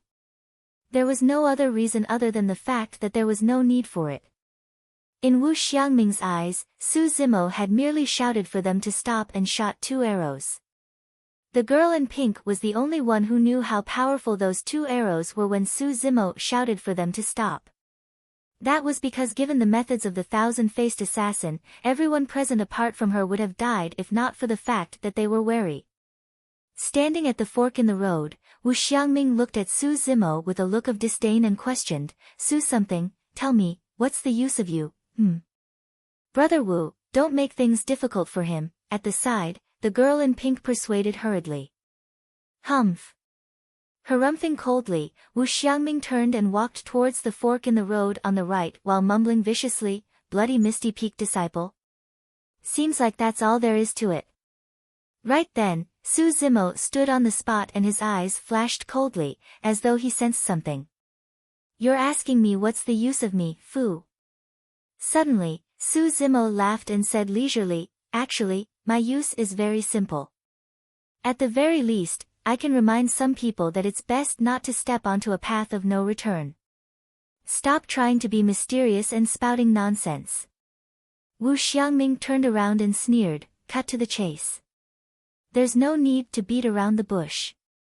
Su Zimo pointed to the fork in the road behind Wu Xiangming and said indifferently, "If I were you, I wouldn't take that path." "Ha ha ha ha." Wu Xiangming burst into laughter. "What a joke. Do I need the guidance of an early-stage foundation establishment cultivator like you to tell me which path I want to take? Are you even worthy?" "Suit yourself." Su Zimo raised his brow. Wu Xiangming retracted his smile and said coldly, "Su something, let me give you a piece of advice for a courageous cultivator like you. Go home and farm as soon as possible instead of coming out to embarrass yourself. You want to cultivate to become an immortal with that guts of yours? Dream on." "Fufu, you're right, Senior Brother Wu," another Southern Mountains sect cultivator agreed. "Yen, let's go. There's no need to listen to this lad's nonsense. With me, Wu Xiangming, around, even if there's an evil cultivator in front, he'll have to make way." As he said that, Wu Xiangming and the other Southern Mountains sect cultivator entered the fork in the road. The girl in pink hesitated and glanced at Su Zimo before following them. Yan Fei glared at the girl in pink's voluptuous figure with a fiery gaze and followed closely behind. Su Zimo watched as the 4 of them entered the fork in the road and did not follow them. Due to the existence of the ancient spirit lock formation, everyone's storage bags could not be opened and they had already taken out the items they needed before entering. Su Zimo chose the cold moon saber, sanguine crystal bow and 10 arrows. Standing on the spot, he removed the sanguine crystal bow from his back and gripped 3 arrows in his hands. With a cold gaze, he muttered to himself, "In the end, a battle is unavoidable." Su Zimo's hearing was shocking. Earlier on, he could vaguely hear footsteps coming from the depths of the fork in the road. There were many people. Furthermore, there was a fresh stench of blood coming from the fork in the road. That group of people had ill intentions. That was the reason why Su Zimo advised Wu Xiangming and the others not to take the fork in the road. Unfortunately, they did not listen. Chapter 165. Wu Xiangming and the other Southern Mountains sect cultivators walked at the front, followed by the girl in pink and Yan Fei at the back. After walking for a while, Wu Xiangming frowned and suddenly stopped in his tracks, listening intently. Wu Xiangming's expression changed as he whispered, "There's someone ahead, retreat." If it was just one or two people, Wu Xiangming would have nothing to fear. However, the footsteps ahead were messy and it was clear that there were many people rushing over. Wu Xiangming did not dare to take the risk and wanted to retreat from this place before making further plans. However, the crowd at the front of the tunnel was extremely fast. By the time Wu Xiangming finished his sentence, there were already many figures ahead. The gleam of their weapons was reflected continuously, emitting a chilling killing intent. Without hesitation, the girl in pink retreated right away. It was the same for Wu Xiangming and the other two. However, Wu Xiangming and the other Southern Mountains sect cultivators were at the front when they entered the tunnel. Now that they were retreating, the two of them were left behind. Fu. A hoarse and sinister laughter sounded from behind the four of them. When she heard that laughter, a cold glint flashed through the girl in pink's eyes. She had clearly recognized the person. The sinister voice sounded once more, "Demoness G, to think that you would dare to get involved in this mess as well. You must be tired of living." The girl in pink's red lips parted slightly under her veil, as though she wanted to say something but held back. Whoosh! Whoosh! The sound of two sharp blades tearing through the air could be heard, heavy and extremely fast. Wu Xiangming and the other two who were at the back did not dare to delay and turned around hurriedly, slashing with their swords. Clang! Clang! The ear-piercing sound of metal clashing could be heard and sparks flew in the darkness. Wu Xiangming and the other two shuddered. Although they managed to block the two weapons, they still felt their arms go numb. That slight delay allowed the few people at the front to close in. With ferocious expressions and killing intent in their eyes, they roared and lunged over. Yen, leave first. I'll hold them back here. I won't let them catch up. Without turning back, Wu Xiangming shouted and stood in the middle of the tunnel with his junior brother, blocking the few people who were charging over. You must have a death wish. Harumphing, Wu Xiangming flicked his wrist and his sword trembled, releasing a chilling sword chi. The tip of the sword quivered like a snake as it flickered and pierced forward. A hint of panic flashed across the eyes of the person who was charging at Wu Xiangming. He clearly did not expect Wu Xiangming to have such a move up his sleeves. It was too late for him to dodge. Puchi! A bloody light flashed, and a bloody hole appeared in the man's chest. His eyes gradually dimmed. Wu Xiangming kicked the man's corpse away and started fighting with the cultivators who were chasing after him. Close combat was far more dangerous than sword wielding. Because both sides were moving around in a small area, fighting speed against speed, there was practically not much time to react. The slightest bit of carelessness might cause one to be hit, or even be beheaded and die on the spot. The two cultivators at the front were barehanded. Coupled with the fact that they had underestimated their opponents, they were killed by Wu Xiangming and the other man after a single exchange. Initially, Wu Xiangming thought that those two swords would at least stun the cultivators behind. However, he did not expect that the cultivators behind did not hesitate at all despite the deaths of the two people in front. They did not stop in their tracks and charged forward expressionlessly. The coldness in their eyes caused Wu Xiangming's heart to skip a beat. Who are you guys? Wu Xiangming asked loudly as he retreated. How dare you barge in without even knowing who we are? Seems like you guys have been bewitched by that demoness G. Fu, how foolish. A cold laugh sounded from the crowd. We're disciples of Southern Mountains sect, one of the 5 major sections. We don't know any demoness G. Everyone, it's best if you state your names so that we don't get along. Wu Xiangming shouted once more. Get along? Someone scoffed. What bullsh *T5 major sects? How dare you be mentioned in the same breath as us fiend sects? Southern Mountains sect isn't even fit to carry the shoes of Malevolent Earth sect. They were truly from the fiend sects. Wu Xiangming's heart skipped a beat. Given his cultivation realm, he already vaguely knew some secrets of Tianhuang mainland. In Tianhuang mainland, there were many fiend sections. However, they were led by 7 major sects and were known as the 7 fiend sects of the cultivation world. The 7 fiend sects were the top factions of Tianhuang mainland.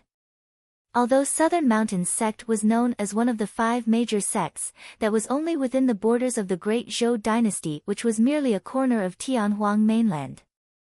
In other words, any one of the 7 fiend sects was a true colossus. Compared to them, Southern Mountains sect was incomparably insignificant. Although Wu Xiangming knew of the 7 fiend sects, he did not know which ones they were. At that moment, he only hoped that Malevolent Earth sect was not one of the 7 fiend sections. Xing.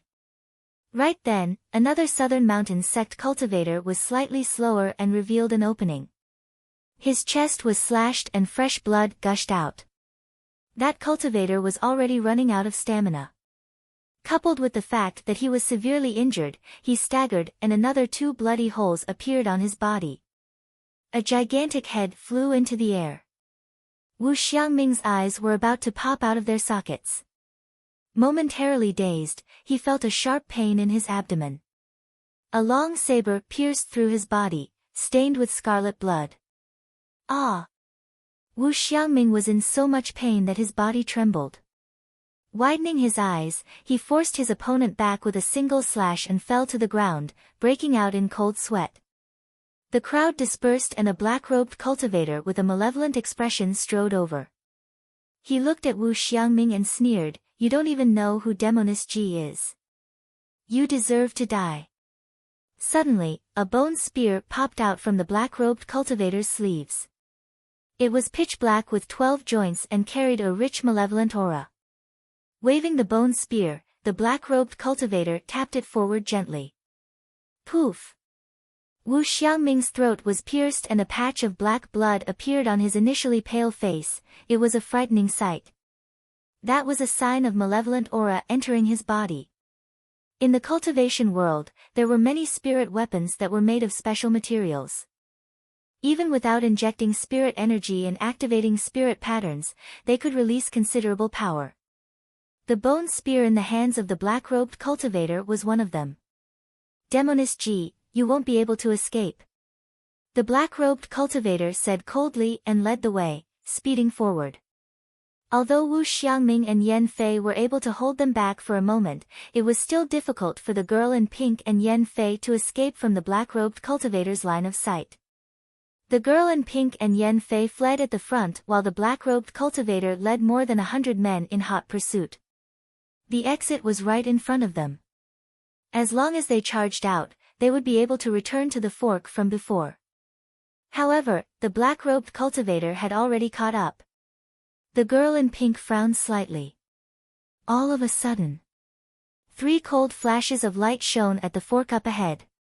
Immediately after, an extremely sharp beam surged over. The next moment, 3 black flashes brushed past the girl in pink and Yan Fei.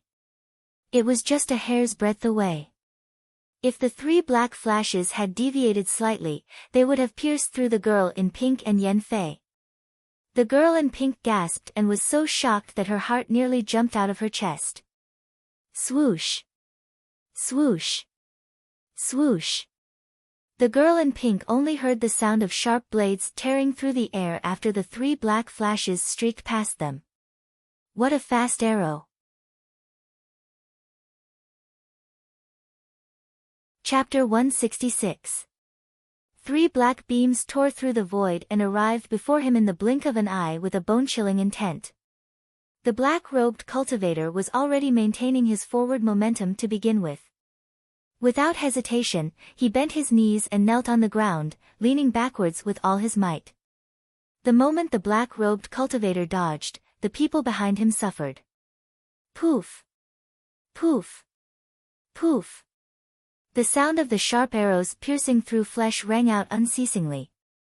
Clusters of beautiful blood flowers flashed, and miserable shrieks rose and fell one after another. The crowd fell to the ground in chaos. Due to inertia, the black-robed cultivator slid forward on his knees for a distance. The hem of his robes was torn and covered in dust. Sitting up, the black-robed cultivator straightened his body. There was a faint scar of blood between his eyes that was extremely obvious.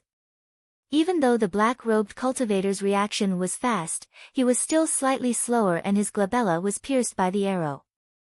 Instantly, the black-robed cultivator's pupils turned pitch black and even the whites of his eyes were covered by a layer of black mist. Malevolent aura coiled around him as he said coldly, "I don't care who shot the arrow. Today, you'll definitely." Before the black-robed cultivator could finish, he heard a voice from the fork. "Shut up." The voice seemed to be very impatient and had a commanding tone. The black-robed cultivator was enraged. There was no one here who could order him around. Just as the black-robed cultivator was about to say that he would definitely die, another cold beam of light appeared. Accompanied by a buzzing sound, an arrow shot over. Just as the black-robed cultivator was about to say something, he had no choice but to swallow it back down. His body, which had just straightened up, fell back down. Poof! Poof! Poof! The cultivators behind him were in trouble once more. At the fork. The girl in pink and Yen Fei had already escaped.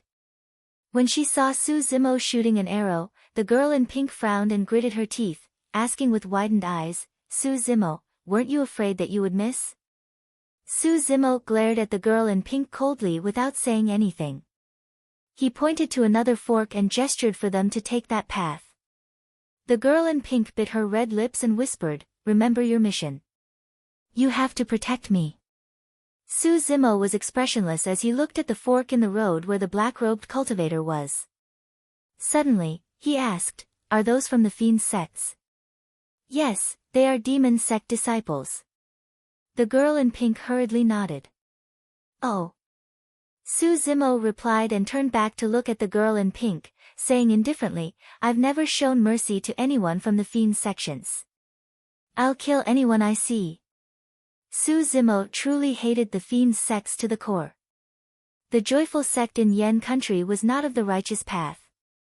Furthermore, he had personally witnessed the cruel methods of the fiend sections.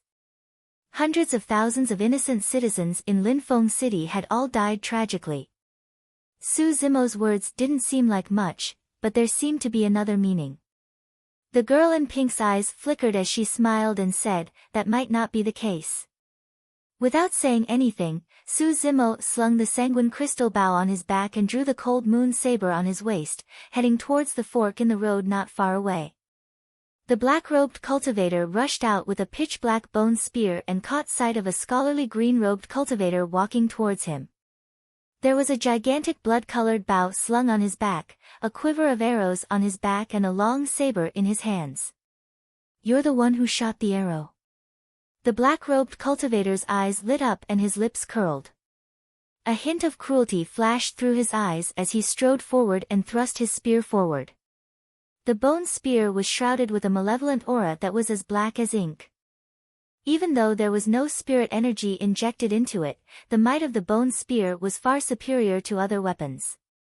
Su Zimo's expression was unchanged as he twisted his wrist and swung his cold moon saber upwards. Clang!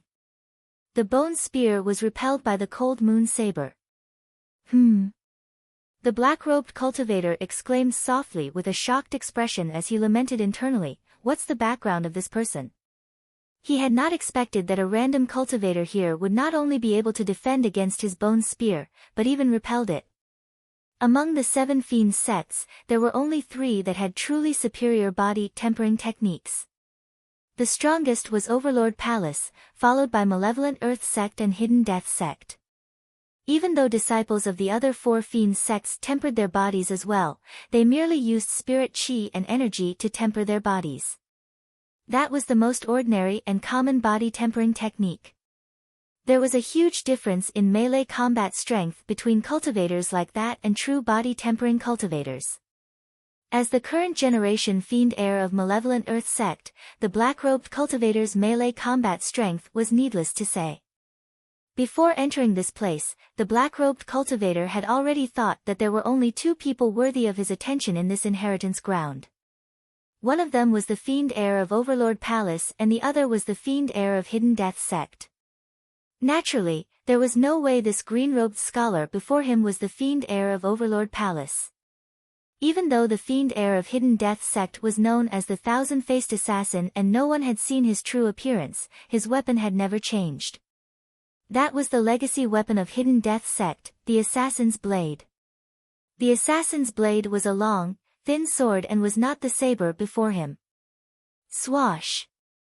After repelling the bone spear, Su Zimo's cold moon saber did not stop at all as it slashed forward towards the black-robed cultivator's face.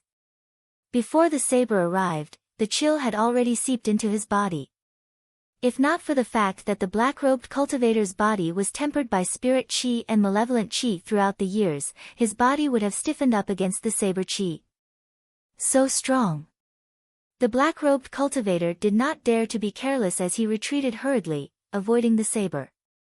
In that short period of time, the other cultivators of Malevolent Earth sect swarmed out from the fork in the road and surrounded Su Zimo.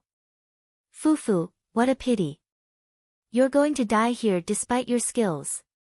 The black-robed cultivator laughed and channeled his bloodline. Instantly, his eyes turned pitch black without any whites. A faint malevolent chi exuded from the black-robed cultivator's body. Su Zimo's expression was calm as he shook the saber in his hands. The bloodline within his body was stirring as well. I'll let you know the reason for your death today. The black-robed cultivator hollered and burst forth with the power of his bloodline, charging forward once more. The bone spear in his hands trembled and a gigantic arc appeared. Shrouded in black chi, the tip of the spear was erratic and unpredictable. The Malevolent Earth sect cultivators at the side swarmed forward as well. Fufufu, Su Zimo laughed with killing intent in his eyes. Splash! Splash! Before his laughter ended, the black-robed cultivator and the others suddenly heard the sound of a tsunami. The sound of the tsunami originated from the body of the green-robed cultivator before them. What? That's the sound of someone channeling their blood chi. What a powerful bloodline. Could it be that this is the legendary tidal blood realm? Everyone was shocked and their expressions changed. In body tempering techniques, there were superior and inferior ones. Inferior body tempering techniques were nothing more than tempering one's skin, flesh, tendons, and bones. However, body tempering techniques that could refine one's marrow and blood were superior. All high-quality body refinement techniques would mention a realm in the marrow-cleansing blood replacement, and that realm was lead mercury blood. What it meant was that every drop of blood in the body was as heavy, tough, round, and powerful as lead mercury. That was an extremely high realm within the marrow-cleansing blood realm and was extremely difficult to achieve. Above the blood of lead and mercury, there was an even more illusory realm, and that was the blood of tides. It was said that once body-tempering cultivators of that realm channeled their blood, the sound of a tsunami would be heard from their bodies, surging violently with shocking explosive power. Each time a cultivator of that level attacked, they would bring with them the aura of a tsunami, as though they wanted to destroy the world in an unstoppable and terrifying manner. Chapter 167. Everyone present was shocked and they heard the words blood like the tide. Immediately after, the expressions of the black-robed cultivator and the others changed once more. Their eyes were filled with disbelief as their pupils constricted. Boom! Boom! Amidst the sound of the tsunami, there was a faint rumbling of thunder that was deep, powerful and shuddering. What's that? Why is there thunder in the tsunami? After cultivating 2 top-tier marrow-cleansing secret skills, Su Zimo's realm was no longer as simple as tsunami blood. The sound of his bloodline was like thunder and roared like a tiger or leopard. This was a tiger or leopard thunder that had never been seen before in Tianhuang mainland. Even if mighty figures of malevolent earth sect or patriarch-level fiends were here, they would not be able to recognize the origin of this bloodline, let alone the black-robed cultivator. Right now, once Su Zimo released the power of his bloodline, he would not only possess the aura of a tsunami, he would also possess the ferocity of a tiger or leopard demon and the power of thunder. On the cold moon saber, blazing lightning appeared. It was so dazzling that it lit up the surrounding night like it was daytime. The black-robed cultivator's expression changed. Malevolent chi was of the Yin attribute and was mostly hidden deep underground. Beneath the 9 underworlds, the thing that was most feared was the unyielding power of thunder. The bone spear in his hands was tempered with malevolent chi. Even without any moves, the might of a casual swing was not to be underestimated. Coupled with the malevolent chi in his bloodline, its might was even greater. But now, the black-robed cultivator's trump card was completely suppressed by Su Zimo. Without hesitation, the black-robed cultivator retracted his spear and changed his stance. Gripping the bone spear with both hands, he blocked upwards, giving up on attacking completely and focusing on defense. Clang! The cold moon saber struck the bone spear heavily. The moment the black malevolent chi on the bone spear surged, it was suppressed by a blinding flash of lightning. The black-robed cultivator shuddered and grunted dully, stumbling back continuously. His entire arm was swollen and aching in an extremely uncomfortable manner. In reality, he was not weaker than Su Zimo in terms of strength. However, malevolent chi was naturally countered by the power of thunder. Even if the black-robed cultivator had full strength, he could not release 70% of it and was forced back by a single slash from Su Zimo. If even the fiend's son of the malevolent earth sect was in such a state, the rest of them were even worse off. The surroundings were filled with saber lights and sword shadows. A group of malevolent earth sect cultivators had already surrounded them. Su Zimo narrowed his eyes. It was unrealistic for him to kill the black-robed cultivator in a short period of time. If he was entangled by the black-robed cultivator, there was a high chance that he would be trapped. No matter how weak the malevolent earth sect cultivators were, they were still body-tempered cultivators. Su Zimo did not dare to be careless. His eyes lit up, and he roared into the sky. He exerted strength in his legs and moved to the side. At the same time, he swung the cold moon saber in his hand. This saber was too fierce. With a snap, the weapon in the hands of the malevolent earth sect cultivator was sliced apart by Su Zimo's saber. His entire body was sliced into two as fresh blood gushed out and his organs splattered all over the ground, filling the air with a bloody stench. Puff! Puff! Su Zimo flipped his hand, and the cold moon saber drew 2 arcs in his palm. 2 malevolent earth sect cultivators felt a sharp pain in their throats as thin streaks of blood appeared on their necks. After a slight pause, they spat out a blood mist. Su Zimo moved to the side, carving out a path of blood with an indomitable stance. He did not stop at all, causing the weapons in the other directions to miss instantly. After Su Zimo charged out, he did not stop at all as he turned back and charged back. Swoosh! With a single slash, his blood surged and thunder boomed. Ah!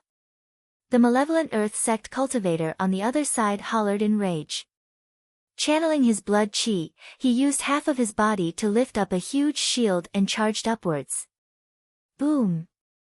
When the cold moon saber landed on the shield, a deafening sound exploded. Immediately after, the sound of bones cracking could be heard. Beneath the shield, the malevolent earth sect cultivator's face was ashen. Half of his bones were shattered as he collapsed to the ground, coughing out fresh blood. There was no way he could survive. That slash had everyone's teeth aching and their guts cracking. Su Zimo did not know anything about saber techniques. His saber technique was completely developed by himself in actual combat. His saber moves were broad and wide, with a majestic aura and unstoppable force. Of all the malevolent Earth sect cultivators, the black-robed cultivator was the only one who could defend against Su Zimo's strength, the rest could not. In light cases, their palms would split and they would lose their weapons. In heavy cases, they would die on the spot. Without anyone to defend against Su Zimo head-on, the malevolent Earth sect cultivators could not form an encirclement. "Lad, you're from an immortal sect?" The black-robed cultivator frowned and asked sternly. "Immortal sect?"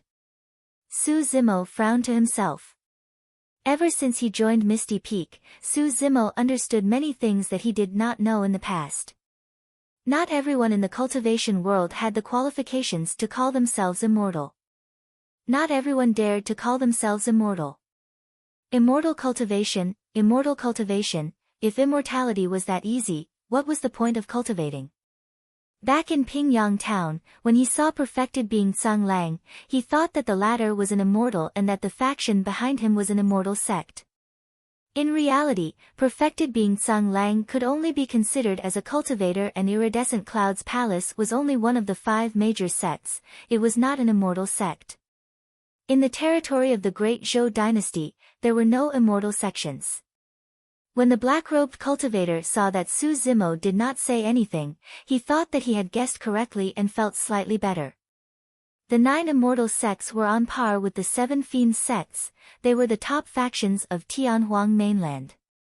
If this green-robed cultivator was a successor of an immortal sect, it would make sense for his bloodline to be so frightening. "Fellow Daoist, you've got guts. As someone from an immortal sect, how dare you interfere in the matters of the fiend sects? From what I know, all the cultivators of the 7 fiend sects are here today. Apart from me, the other 5 fiend heirs are here as well." The black-robed cultivator sneered, "It's wise for you to leave now. Once you meet that lunatic from Overlord Palace, you won't be able to leave even if you want to." 7 fiend sects. Fiend heirs? Overlord Palace? Those terms were extremely foreign to Su Zimo. He had never heard of them before. However, since they were all from the fiend sects, there was no difference to Su Zimo. He could just kill them all. "Oh." Su Zimo raised his brow and asked instead, "In that case, you're the fiend heir of Malevolent Earth sect?" "That's right." The black-robed cultivator replied proudly. "That's great." Su Zimo's eyes lit up and his killing intent intensified as he said coldly, "Since I've met you, I'll kill you first." The black-robed cultivator's heart skipped a beat in shock. He had not expected that not only did his words fail to scare off Su Zimo, he even attracted his killing intent. Logically speaking, if anyone from the immortal sects heard about the gathering of the fiend heirs, they would definitely avoid them. The gathering of the fiend heirs was equivalent to the gathering of the top successors of the fiend sections. In Tianhuang mainland, which cultivator of the same cultivation realm would be foolish enough to linger here? Unless it was the legacy disciples of the 9 immortal sections. There was no way the black-robed cultivator would know that the reason why Su Zimo was not afraid was not because he was skilled or bold, but because he was not from the immortal sects and had never heard of the 7 fiend sections. Bloody hell, I've met another lunatic. The black-robed cultivator cursed internally. Which of the 9 immortal sects found such a freak? To think that I've King met him. Before he was done with that thought, Su Zimo had already arrived before him. Boom! A gigantic ravine appeared on the ground with a terrifying might as Plough Heaven Stride strode forward.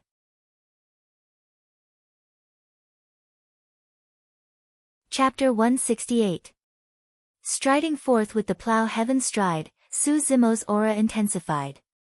At that moment, the black-robed cultivator felt as though he was hallucinating, as though a gigantic hole had been ripped open in the eternal skies above his head.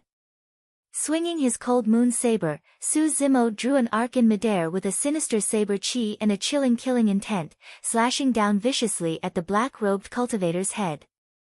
The black-robed cultivator did not dare to take it head-on. Taking a sidestep, he slithered to Su Zimo's side and thrust his bone spear at a tricky angle like a venomous snake. Su Zimo narrowed his eyes. At that moment, Su Zimo had many options. He could use his cold moon saber to block the incoming bone spear or avoid its sharpness before pouncing for the kill. However, both of those options would cause the advantage and aura that Su Zimo had just accumulated to vanish into thin air. Furthermore, Su Zimo was not suited to be entangled with his opponent in a situation where he was surrounded by enemies. The best way to break out of this situation was to kill the black-robed cultivator with lightning speed and destroy the mental defenses of everyone from Malevolent Earth Sect. Against the incoming bone spear, Su Zimo's eyes lit up as he hollered, "Good timing." Without dodging or avoiding, Su Zimo suddenly reached out with his palm, spreading his fingers like a fan and grabbing towards the bone spear. At the same time, Su Zimo changed his stance at the last minute and stopped his downward slash forcefully. Flipping his wrist, he gripped his cold moon saber in a reverse grip and slashed towards the black-robed cultivator's neck. "You must have a death wish." The black-robed cultivator harumphed coldly. Nobody could defend against his bone spear with their bare hands. He believed that even that lunatic from Overlord Palace could not do it. The black-robed cultivator was confident that after crushing Su Zimo's palm, he would stab the latter's chest and pierce his heart, killing him on the spot. Just as Su Zimo's palm was about to make contact with the black-robed cultivator's bone spear, something happened. Suddenly, a ball of lightning appeared in Su Zimo's palm. It was bedazzling with electric snakes that crackled wildly. Lightning art. The black-robed cultivator's expression changed and he could not help but exclaim. Although Su Zimo's cold moon saber had flashed with lightning, no one thought too much about it. They thought that the cold moon saber was similar to the bone spear and was made of special spiritual materials. It was formed from lightning and belonged to the sharpness of a weapon. But now, Su Zimo had condensed a ball of lightning in his palm. What did this mean? The black-robed cultivator's first reaction was that this was a lightning technique. But on second thought, the black-robed cultivator rejected this idea. With the existence of the ancient spirit lock formation, even the spirit energy of a Foundation establishment cultivator would be restricted. Even if this green-robed cultivator came from an immortal sect, he would not be spared. Bloodline. Suddenly, a thought flashed through the mind of the black-robed cultivator. Before that, Su Zimo channeled his blood chi. Not only did it produce the sound of surging tides, it was also accompanied by rumbling thunder. The power of lightning must have come from his bloodline. Just as the black-robed cultivator was thinking about this, Su Zimo's palm had already landed on top of his bone spear. Instantly, the malevolent aura on the bone spear dissipated on the spot. The black-robed cultivator did not panic in the face of danger. Although the power of lightning could suppress the malevolent aura in the bone spear, Su Zimo's palm was made of flesh after all and could not be compared to his bone spear. The black-robed cultivator's expression was menacing and his eyes shone with violence. He roared and channeled strength in both arms, shaking his bone spear, wanting to crush Su Zimo's palm. Suddenly, the black-robed cultivator's expression froze. Suddenly, Su Zimo's palm went limp and coiled around his bone spear like a tongue. Bam! The bone spear trembled and let out a dull buzzing sound. Ah! The black-robed cultivator cried out in pain. His palm was torn and he was dripping with blood as his bone spear flew out of his hand. At the same time, the black-robed cultivator felt a bone-chilling coldness from the side, causing him to feel as though he had fallen into an ice cellar.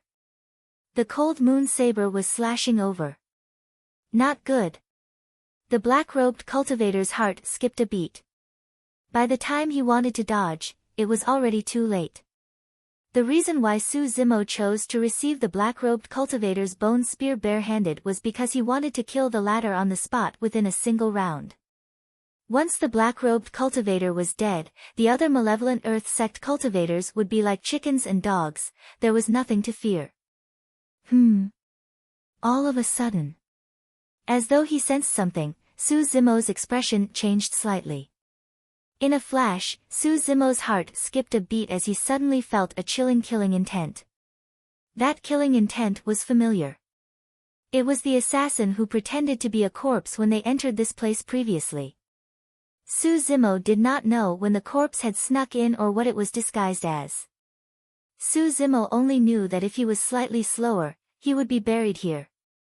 That thought flashed through his mind and Su Zimo's cold moon saber suddenly paused. The black-robed cultivator was the fiend heir of malevolent earth sect after all and had been through hundreds of battles. How could he miss out on such an opportunity? Leaning backwards, the black-robed cultivator stomped on the ground and retreated swiftly. Su Zimo did not stay on the spot as well. Suddenly, he shifted horizontally and lowered his body, twisting his limbs on the ground like an anaconda moving through grass. Shing! A long, thin sword landed where Su Zimo was initially and stabbed into the ground, leaving behind a shocking sword scar. If Su Zimo was half a step slower, there would definitely be a bloody hole on his body. The person who attacked was mixed in with the malevolent earth sect cultivators and looked no different from the others. The only difference was the long, thin sword in his hands. When the black-robed cultivator caught sight of the sword, he narrowed his eyes and exclaimed softly, "Thousand-faced." Even though the thousand-faced cultivator's identity was exposed, there was no change in his expression and his eyes were dull. Without saying anything, the thousand-faced cultivator flicked his wrist and the long, thin sword disappeared mysteriously. Thereafter, his figure flashed like a phantom and disappeared into a fork in the road. Since his attack failed, he fled immediately, not giving Su Zimo any chance at all. The black-robed cultivator's eyes flickered as he waved his hand and said in a deep voice, "Let's go." The moment he said that, the black-robed cultivator walked onto the fork as well with many malevolent earth sect cultivators following closely behind. Su Zimo's expression changed. After weighing his options on the spot, he turned and chased in the direction of the girl in pink. Even though that exchange was short, it would definitely cause quite a stir in the cultivation world. Forcing back two devil heirs with his own strength was not something that anyone could do. Of course, there were two reasons why Su Zimo gave up on chasing after the black-robed cultivator. Initially, he wanted to end the battle quickly and kill the other party at the fastest speed possible. But now that the black-robed cultivator had retreated into the fork in the road under the protection of everyone, that was clearly not a realistic plan. Furthermore, there might be a peerless assassin hidden in that fork. The second reason was because of the girl in pink. Su Zimo had once promised to protect the girl in pink's safety. Even though Su Zimo had already guessed the girl in pink's identity, he had to fulfill his promise before he was certain and could not linger here for too long. Furthermore, there was an itinerant cultivator, Yan Fei, beside the girl in pink. Su Zimo had long noticed that there was something wrong with the way Yan Fei looked at the girl in pink.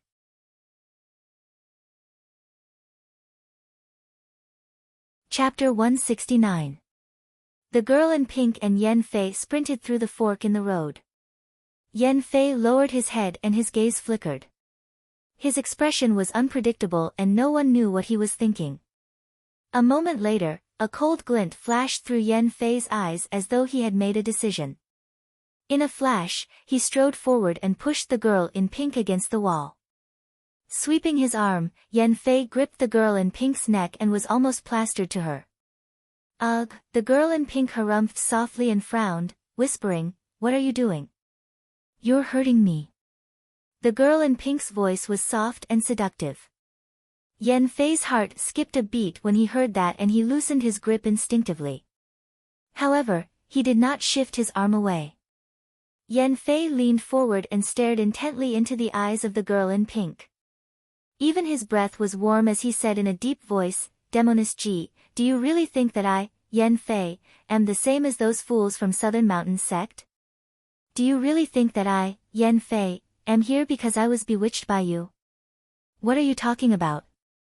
The girl in pink blinked innocently and asked in confusion. "Fu. Yan Fei laughed lewdly. "Don't pretend with me. Others might not know your identity, but which disciple of the fiend's sects doesn't? Furthermore, I've been coveting your body for a long time, hee." The girl in pink's gaze turned cold as she asked, "You're from Cloud Rain sect?" "Smart." Yan Fei praised, "You're indeed the pure maiden of this generation. The girl in pink's expression was unchanged as she asked again, Shangguan Yu sent you? Him. Yan Fei sneered, although he's the fiend heir of Cloud Rain sect, he can't command me. As long as I possess your body, I'll be famous in the fiend's sects and my strength will increase tremendously. I'll trample on Shangguan Yu beneath my feet and replace him as the new fiend heir of Cloud Rain sect. Demoness Ji, let me have that precious pure essence of yours. Are you going to do it here? What if someone comes? Finally, a hint of panic flashed through the girl in pink's eyes as her voice trembled. Yan Fei laughed. Don't worry, I'll take you away from this place and not get involved in this mess. As long as I obtain your pure essence, it doesn't matter if I don't get the inheritance here. What's more, there's that lunatic from Overlord Palace. Even if you devil heirs join forces, you may not be his match. Big brother Yen, if Yen were to lose her virginity, the title of pure maiden would be gone, and she wouldn't be able to stay in the sect any longer. Can you not abandon Yen The girl in pink sobbed pitifully. Big brother Yen, as long as you don't let me down, I'm willing to serve you like an ox or a horse for the rest of my life and never leave you. Yan Fei's heart softened. The dignified pure maiden of the demon sect was pleading pitifully in front of him. No one would refuse her with a heart of stone. But today's opportunity was hard to come by, and Yan Fei could not give it up. Yen, don't worry. As long as I take your essence, I will definitely not abandon you. Yan Fei said gently, you know Cloud Rain sect as well. If I become the fiend heir of Cloud Rain sect, there will definitely be many women around me in the future. However, I, Yan Fei, guarantee that there will definitely be a place for you among them. Really? Right then, the girl in pink exhaled and her veil was lifted gently, revealing a flawless smile. Suddenly, a pink glint flashed through her eyes that could steal one's soul. Yan Fei was slightly stunned and his expression froze as a momentary daze appeared in his eyes. Not good. The next moment, Yan Fei was alarmed. Just as he was about to exert strength with his arm, he felt a sharp pain in his chest and his strength drained rapidly. The moment Yan Fei was distracted, the girl in pink suddenly struck and punched Yan Fei's chest viciously, severely injuring the latter's heart. Immediately after, the girl in pink's arm crawled up Yan Fei's chest like a white snake. Opening her slender fingers, she gripped Yan Fei's throat. Snap! The girl in pink's eyes were cold and resolute as she squeezed hard without hesitation. Yan Fei's throat shattered and he died on the spot, his eyes filled with indignance. The entire process was extremely short. It was only when Yan Fei fell to the ground and died that the veil on the girl in pink's face was lowered slowly, covering that ravishing face of hers. At that moment, Su Zimo had just arrived and saw the girl in pink retract her hand. Her palm was smooth and tender like jade. It was hard to imagine that a single palm could be so beautiful, as though it was the most beautiful treasure in the world. Even though she had just killed someone, there was not a single drop of blood on her palm. After killing Yan Fei, the girl in pink sensed something and glanced sideways. When she caught sight of Su Zimo, the coldness in the girl in pink's eyes vanished instantly. With a whimper, she pounced over like a swallow returning to its nest, saying, "Brother Su, that was close. I was nearly bullied by the bad guys." Su Zimo's expression was indifferent and he was unmoved. When the girl in pink pounced over, Su Zimo shifted sideways and dodged to the side. Missing, the girl in pink pouted her red lips and her eyes were filled with grievance and confusion. Sparkling tears welled up in her eyes and looked as though they were about to fall once more. After pausing for a moment, the girl in pink seemed to have thought of something and asked in concern, "Brother Su, are you all right? Did those from Malevolent Earth sect hurt you?" Su Zimo did not reply and suddenly said, "Let's continue walking." "Yes, all right." The girl in pink nodded obediently. "Since this is your sect's inheritance ground, do you know what you're going to inherit?" Along the way, Su Zimo asked casually.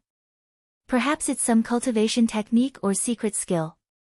The girl in pink replied ambiguously, After all, I've never been here before, so I don't know the specifics. Pausing for a moment, she continued, however, I have a feeling that we're almost at the end. The underground fork was filled with a thin black fog that emitted a faint stench of blood. As Su Zimo and Su Zimo ventured deeper, the stench of blood grew thicker. Su Zimo guessed that even though there were many complicated forks underground, all of them would eventually lead to the same destination if they followed a single direction. True enough. After walking for a while, Su Zimo and the girl in pink came out of another fork and the scenery before them changed as it opened up. This was an extremely spacious area and the surrounding cliffs were steep with cracks. At a glance, they were densely packed and were the countless forks that led to the outside. In the middle of this place was a gigantic pool that shimmered with light. The black fog was coming from the pool. Su Zimo focused his gaze and could not help but gasp as chills ran down his spine. The pool was dark and incomparably scarlet in color. This was clearly a pool of blood. How many people's blood was needed to create such a pool of blood? When the girl in pink caught sight of the pool of blood, her eyes shone brightly with a hint of passion.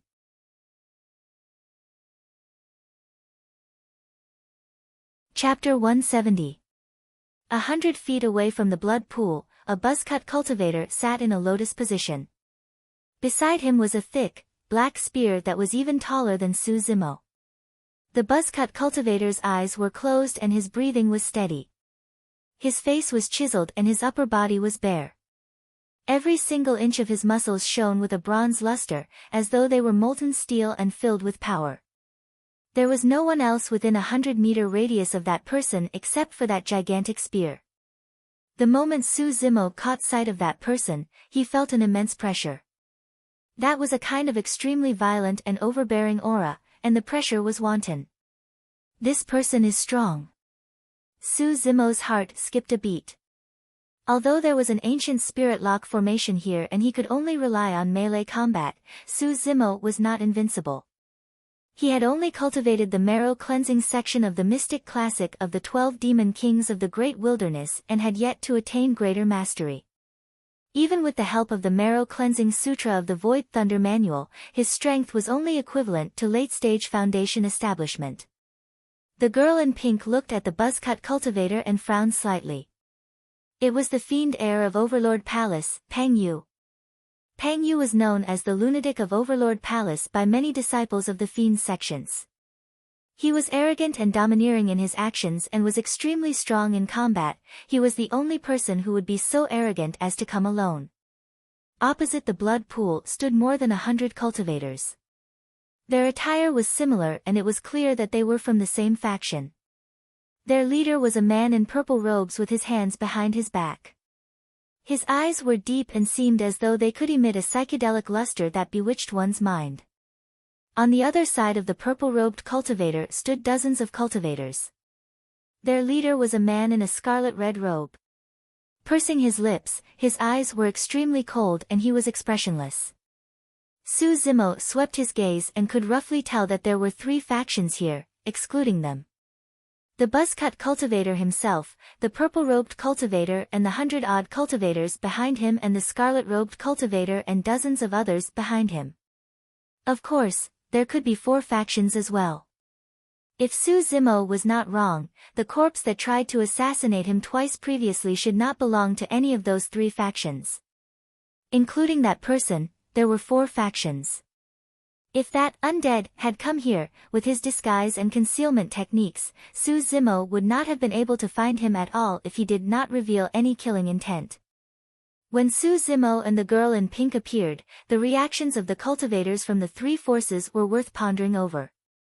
The buzzcut cultivator remained motionless, not even opening his eyes. The purple-robed cultivator looked at the girl in pink and smirked coldly. The blood-robed cultivator's expression was cold and he did not say a word. The 3 cultivators had one thing in common, which was that they had subconsciously ignored Su Zimo.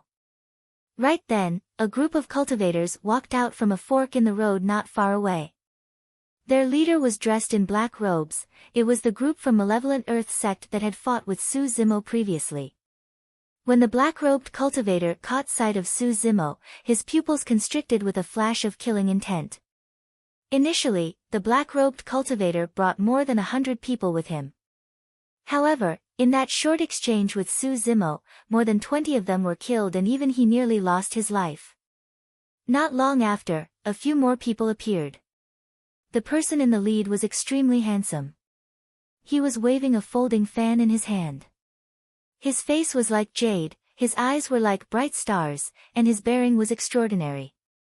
Coupled with his white robe, he was really handsome and elegant. That person had a faint smile on his lips and his gaze was gentle. Compared to the buzz-cut cultivator and the purple-robed cultivator, this person was rather normal and did not seem like he was from the wrong path. Behind the white-robed man were 4 peerless beauties. All of them had ethereal looks and graceful figures. However, each of them was beautiful in their own way. The white-robed man turned and looked at the girl in pink, saying gently, "Yen, this place is so dangerous. Why don't you come to my side?" Hee hee. The girl in pink laughed. "Shangguanyu, sorry to disappoint you. There's a fool in Cloud Rain sect that was killed by me." "Oh." The white-robed cultivator called Shangguanyu did not seem surprised as he nodded. "Yen Fei. I've long predicted that he would die. However, I didn't expect him to die so quickly. I thought that he would be able to follow you all the way here." As a disciple of Cloud Rain sect, he committed a mistake that he shouldn't have, the girl in pink said. "Fufu." Shangguanyu chuckled. How can an ordinary disciple of the fiend sects be a match for the pure maiden of the fiend sects? He didn't die in vain. Pausing for a moment, Shangguanyu swept his gaze across Su Zimo. Waving his folding fan, he asked in a seemingly casual manner, "Yen, who is this person?" "He's someone who's supposed to protect me." The girl in pink walked forward and hugged Su Zimo's arm as she said in a sweet voice. "Oh." Shangguanyu smiled and said faintly, "He does have some capabilities to be able to make it this far, but it's a pity that he's going to die."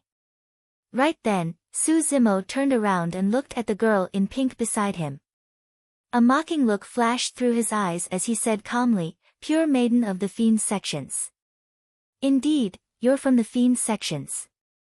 I didn't want to hide it from you either," but, just as the girl in pink was about to explain, she was interrupted by Su Zimo's voice, "I've said it before.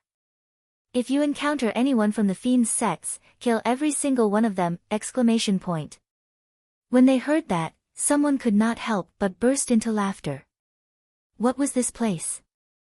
Who were the people around them? That green-robed cultivator must be crazy to say something as such. Ha ha ha ha. A series of laughter sounded from the surroundings. Even the buzz-cut cultivator who had his eyes closed turned around and glanced at Su Zimo. Who is this person? He's so funny. I don't know. Perhaps there's something wrong with his head and he's starting to spout nonsense. Almost everyone was laughing except for the black-robed cultivator of Malevolent Earth sect. Shangguanyu smiled. Yen, this cultivator is rather interesting. Even I'm a little reluctant to kill him. The girl in pink ignored everyone else and merely looked at Su Zimo, saying aggrievedly, "Brother Su, you promised to protect me." "Yes." Su Zimo nodded. However, his next sentence nearly caused the girl in pink to spit out blood. "I'm going back on my word," Su Zimo said expressionlessly. Gritting her teeth, the girl in pink said, "How can you be so shameless? Don't forget that I've given you more than 400,000 spirit stones." Su Zimo pointed to the surrounding cultivators and said in a deep voice, "If I'm not wrong, everyone here is from the fiend sects and the inheritance here belongs to the fiend sects as well. You didn't have any good intentions by luring me here. If not for the fact that I have some tricks up my sleeve, I would have ended up like Wu Xiangming, Yen Fei, and the others. I can protect you for 400,000 spirit stones. However, it's too cheap for you to buy my life." At that moment, the girl in pink was alarmed. The two of them were extremely close and she could clearly sense Su Zimo's killing intent. The girl in pink froze and felt as though she had fallen into an ice cellar. She knew that if she did not deal with it properly, this green-robed man would truly kill her. "Why you can't kill me?" Suddenly, the girl in pink said. Su Zimo was silent and merely glared at the girl in pink coldly. His palm was already on the hilt of his cold moon saber. Reaching out, the girl in pink removed her veil slowly, revealing a flawless face as she said softly, "My name is Ji Yaoyan."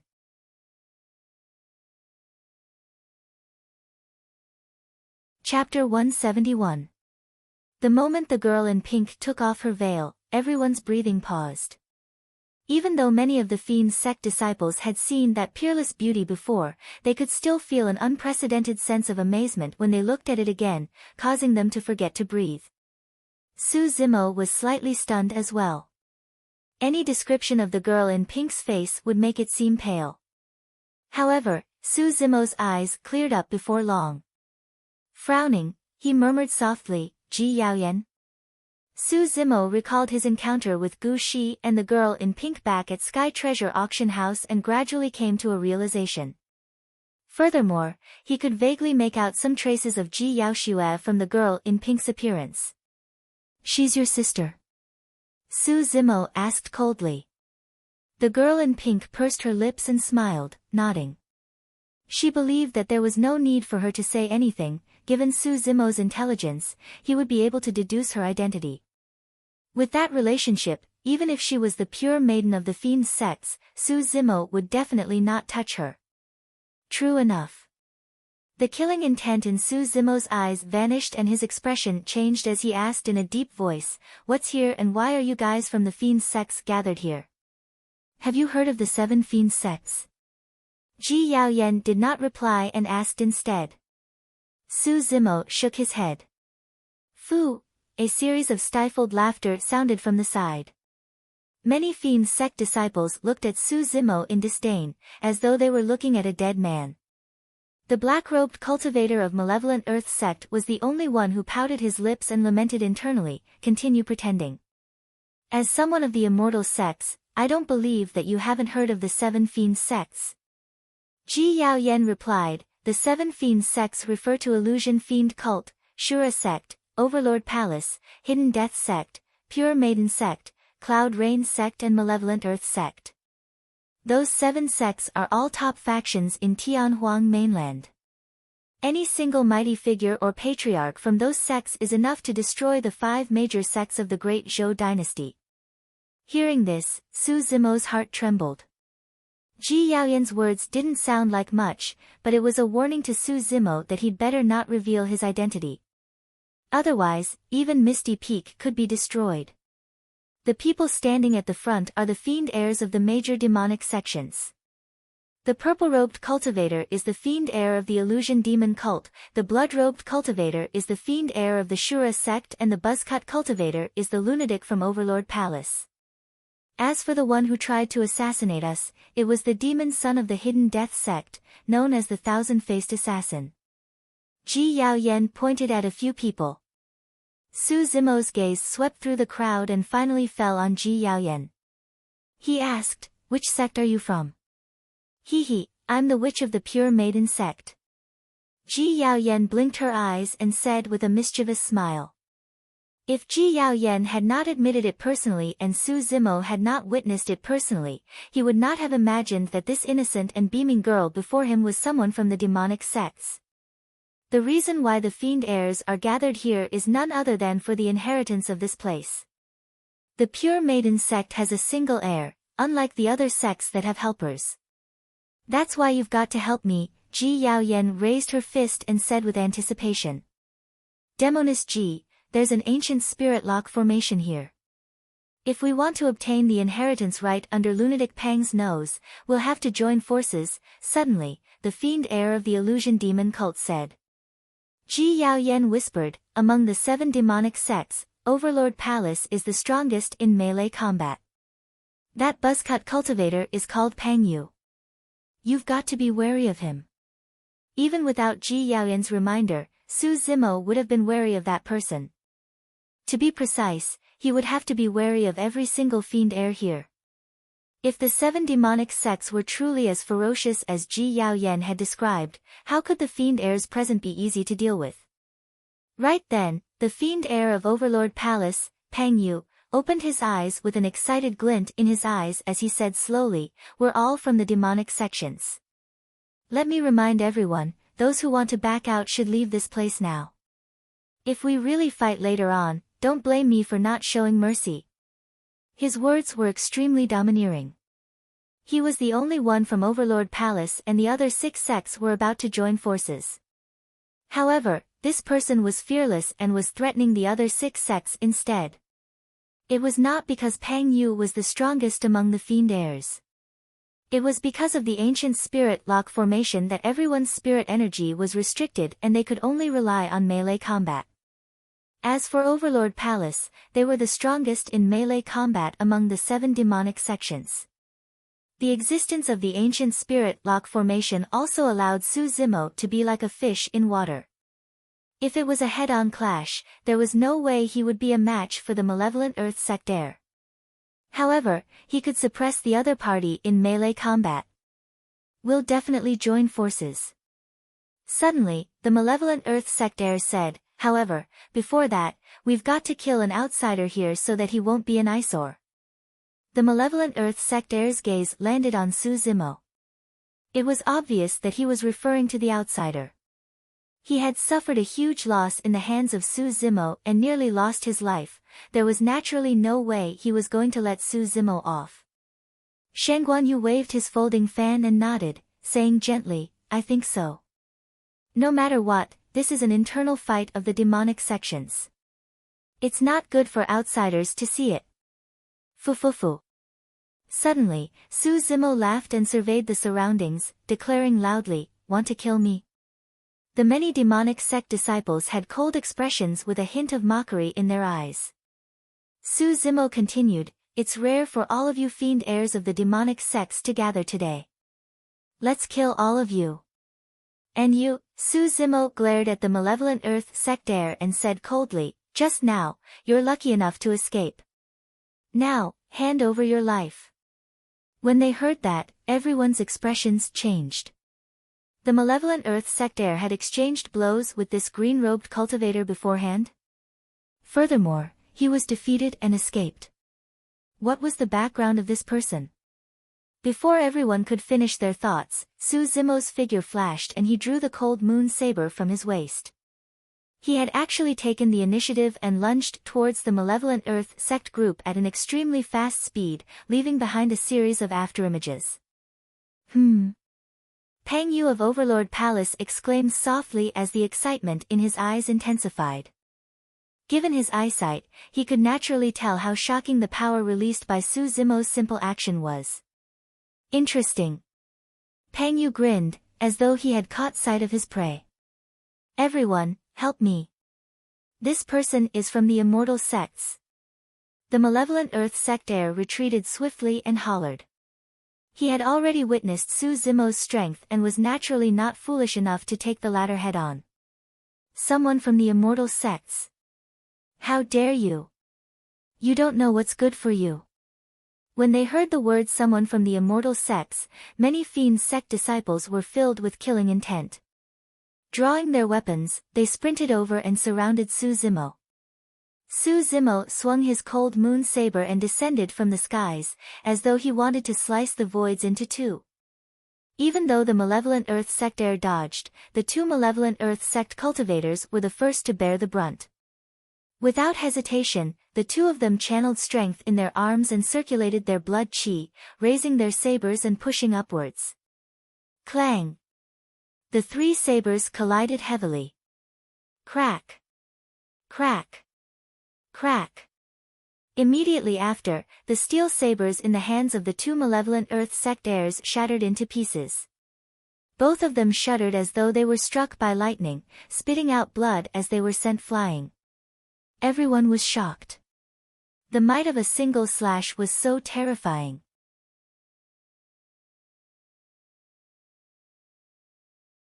Chapter 172. Su Zimo was not someone who would allow himself to be slaughtered.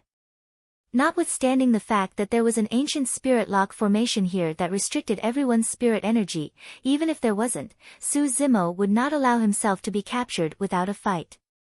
Furthermore, he hated the fiend's sex to begin with, and this was a rare opportunity. Even if he could not kill all 6 fiend heirs, he would definitely not allow them to receive the inheritance successfully. A chilling intent surged over from the side. Su Zimo glanced from the corner of his eye and saw multiple sword shadows. The sword shone with a strange light that was bedazzling. Illusion Fiend Cult's fiend heir. The power of that sword was not strong and could not even compare to the power released by the malevolent Earth Sex fiend heir.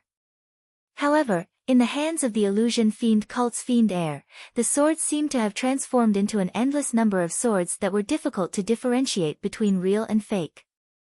Su Zimo frowned slightly and dodged to the side in the face of that sword. That was a completely brilliant sword technique from the other party. In melee combat, strength was not the only thing.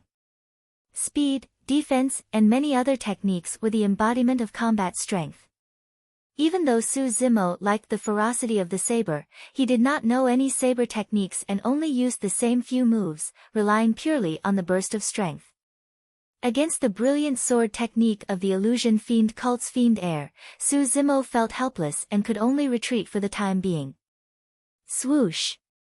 On the other side, a bloody light flashed, emitting a dense and pungent smell that assaulted his nostrils. The blood light was not a true blood light, but a light that shone from the saber. The Shura Sex fiend heir wielded a scarlet saber that looked extremely sinister, as though there was blood flowing within it. The killing intent was so intense that even Su Zimo felt his chest tighten and suffocated. Su Zimo had survived in Sung Lang mountain range for a year and had experienced all sorts of bloody scenes. However, when the Shura Sex fiend heir slashed out, Su Zimo felt as though he was facing a mountain of corpses and a sea of blood. It was extremely tragic and soul-stirring. Swoosh! He opened a folding fan and flipped it in front of Su Zimo. The clouds on top of the fan seemed to be dripping with rain. Su Zimo only glanced at it once, and he felt like he was in a trance. There was an inexplicable fire of lust in his lower abdomen that was uncontrollable. Not good. Su Zimo was shocked. This feeling was a little like being drugged by the joyful sex Hahuan powder. However, this Shengguan Yu's methods were many times more brilliant than those of the joyful clan cultivators. A cold glint flashed in the eyes of the malevolent Earth sect heir who was forced to retreat earlier on. Sprinting, he brandished the bone spear in his hands and pierced forward. With the 4 fiend heirs attacking at the same time, Su Zimo was like a small boat in a raging sea that could capsize and perish at any moment. Suddenly, Su Zimo was alarmed again. A wisp of bone-chilling killing intent appeared once again. The assassins from the Hidden Death sect attacked. Thousand Face was different from Overlord Palace's Pang Yu. The latter stood at the side with his hands behind his back, watching coldly. Given his status and strength, there was naturally no need for him to join forces with others. However, as an assassin, Thousand Face's goal was to kill his enemies. Naturally, he did not care about whether or not he joined forces with anyone. He would only choose the most suitable opportunity to strike and kill with a single strike. When she saw that, Ji Yaoyan's eyes dimmed. In the cultivation world, there were probably no more than 5 people who could survive against the combined attacks of 5 fiend heirs. Su Zimo before her was an unknown person and was definitely not one of the 5. At that moment, Ji Yaoyan suddenly regretted her actions. Su Zimo was different from Wu Xiangming, Yan Fei, and the other 2, he did not harbor any evil intentions towards her. Furthermore, after finding out that she was Ji Yaoshua's younger sister, he did not harm her at all even though he hated those of the fiend's sex to the core. This was a righteous person who could distinguish between gratitude and grudges. He should not die here. However, even if she regretted it, it was already too late. Su Zimo, who was trapped in the middle, had no room to dodge at all. There was only a single outcome for him. It was only when he was trapped in the shadows of the sabers that Su Zimo truly understood how terrifying those fiend heirs were. This was even with the ancient spirit lock formation around. If his spirit energy was not restricted, Su Zimo would have been severely injured the moment they exchanged blows. How long had the 7 fiend sects been around? They were sects that had been passed down since the ancient era and were on par with the immortal and Buddhist sects. Misty Peak only had a history of a few thousand years. There were countless sects like them from the ancient era until now, and many of them had disappeared without a trace in the long river of time. As a disciple of Misty Peak, Su Zimo had only been on the path to immortality for a short 2 years. In terms of strength, he was no match for the fiend heirs of the fiend sections. However, Su Zimo's true trump card here was not his immortal cultivation methods, but the mystic classic of the 12 demon kings of the Great Wilderness and the Void Thunder Manual. Walala! Walala! The sound of a tsunami could be heard, surging with a might that could cause the mountains to crumble. Overlord Palace's Pang Yu's ears twitched and his eyes shone brightly as he said in disbelief, "Tsunami blood?" Boom! Boom! Immediately after, the sound of the tsunami was mixed with rumbling thunder. Su Zimo channeled his blood chi and his body expanded. His flesh was filled and his clothes were torn apart. The strong and ferocious bloodline flowed through his limbs and bones, extinguishing the lust in his heart instantly. Su Zimo's eyes regained their clarity. Against the encirclement of the 5 fiend heirs, he was not afraid at all. Instead, his battle intent surged and his killing intent surged as he hollered, "Confusion!" Lightning flashed in his palm in an incomparably blazing manner before shattering. With Su Zimo as the center, a blinding light burst forth, forming a gigantic circle of lightning that extended in all directions. At that moment, the 5 fiend heirs lost their senses for a moment. Instantly, the true form of the illusion fiend cult heir's sword was revealed. This was what it meant by, Tao is 10 feet tall when the fiend is a foot tall. With a backhand slash, Su Zimo struck the illusion fiend cult heir's sword heavily. Sparks flew and the ear-piercing sound of metal clashing could be heard. The illusion fiend cult heir shuddered and his face turned incomparably pale.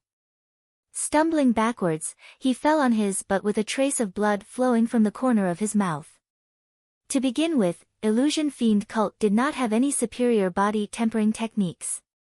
Once their sword technique was broken, there was no way they could withstand the impact of Su Zimo's power. Thunder Spear. After the confusion, lightning gathered in Su Zimo's palm once more, forming a long spear with electric snakes that he flung towards the Shura sectaire. Pust!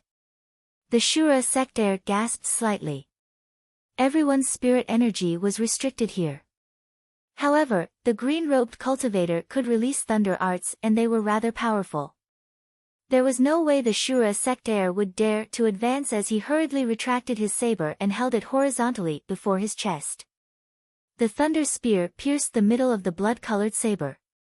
Lightning flashed and spread along the saber to his body. The Shura sectaire shuddered and his legs went limp as he fell to the ground as well. In the blink of an eye, both fiend heirs were injured. At that moment, the confusion effect of the thunder art disappeared and Shengguan Yu's folding fan was like a sharp blade, slicing towards Su Zimo's neck. Thousand Faces' killing intent was locked onto Su Zimo the entire time, waiting for an opportunity to strike. At the same time, the malevolent Earth sectaire's bone spear arrived and spun a semicircle in midair. A malevolent aura as black as ink coiled around it, chilling to the bones. Today, he received an editor's notice that Eternal Holy King would be published tomorrow afternoon. To be honest, Dagger was feeling uneasy. It was different from the first book. At that time, there were not many readers and he was not afraid of anyone. Now that he had all of you, he was afraid of your disapproval.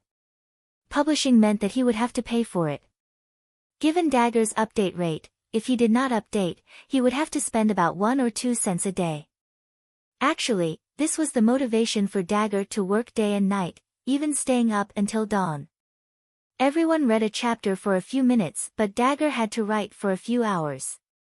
When he was stuck, Dagger often sat in front of the computer and could not write a single word for a few hours. Even though he was frustrated, he still had to pull at his hair to think and straighten out the plot. My friends in the group often tease me, Dagger, are you pulling at your hair until it's gone?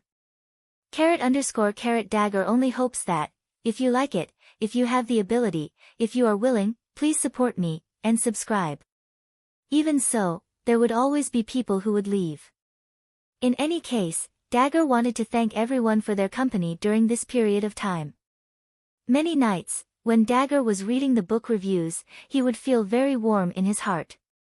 It was because of everyone's words, comments, and reminders that Dagger had the motivation to continue. Let's talk about this book. In the introduction, it was said that the heavens were jealous of a genius.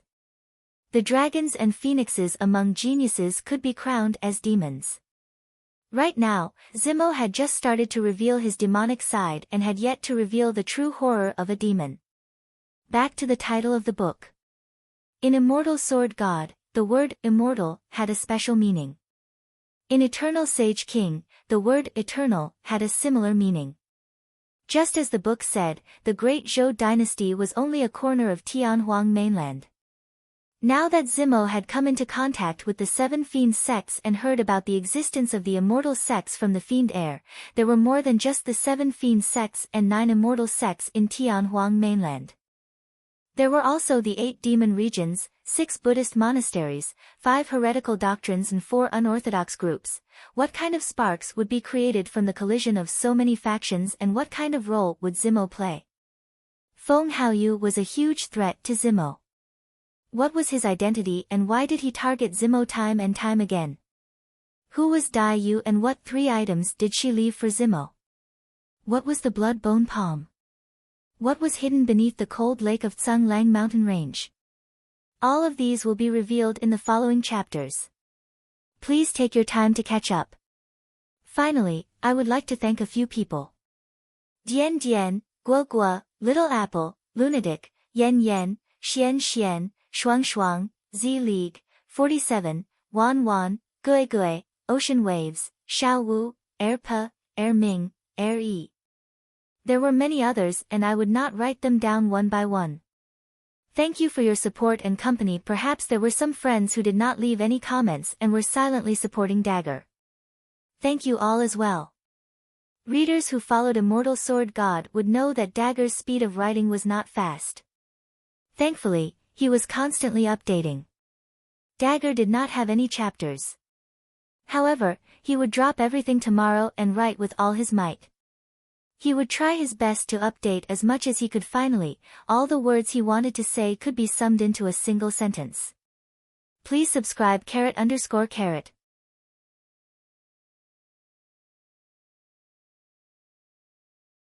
Chapter 173.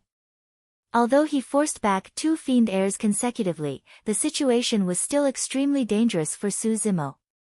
Right at this moment, a chain tore through the air and arrived. It was like a venomous snake that was full of intelligence as it coiled towards Shengguanyu. The chain shone with a cold light and a look of fear flashed through Shengguanyu's eyes. Not daring to be careless, she retracted her momentum and dodged backwards. Demoness Ji, what are you doing? Shengguanyu narrowed her eyes and hollered. That chain was Ji Yaoyan's weapon. When she saw Su Zimo trapped, she was filled with regret. However, even if she had attacked back then, she would not have been able to break out of the situation. The next moment, a change happened. Su Zimo released the torrential power of his bloodline in an incomparably domineering manner and forced back 2 fiend heirs with a thunderous momentum, causing the situation to change. Ji Yaoyan no longer hesitated and attacked right away. Due to her participation, the situation changed once more. 3 of the 5 fiend heirs were gone, leaving only the 1,000-faced assassin and the malevolent earth sect heir. Actually, among the 5 fiend heirs, the 1,000-faced assassin was the greatest threat to Su Zimo. That was because Su Zimo could not pinpoint the 1,000-faced assassin's location at all. The moment that assassin appeared, it would be a sure kill. In a flash, Su Zimo's thoughts changed rapidly. Striding forward, he gripped the cold moon saber with both hands and slashed towards the incoming bone spear. The malevolent earth sect heir sneered. He had long noticed that while Su Zimo was strong, he did not know any saber techniques. That was Su Zimo's greatest weakness. However, it was different for Malevolent Earth Sect. He alone had mastered no less than 5 types of superior spear techniques. With a tremble, the bone spear drew an arc in midair. Although it looked simple, the landing point of the spear tip was unknown and could change at any moment.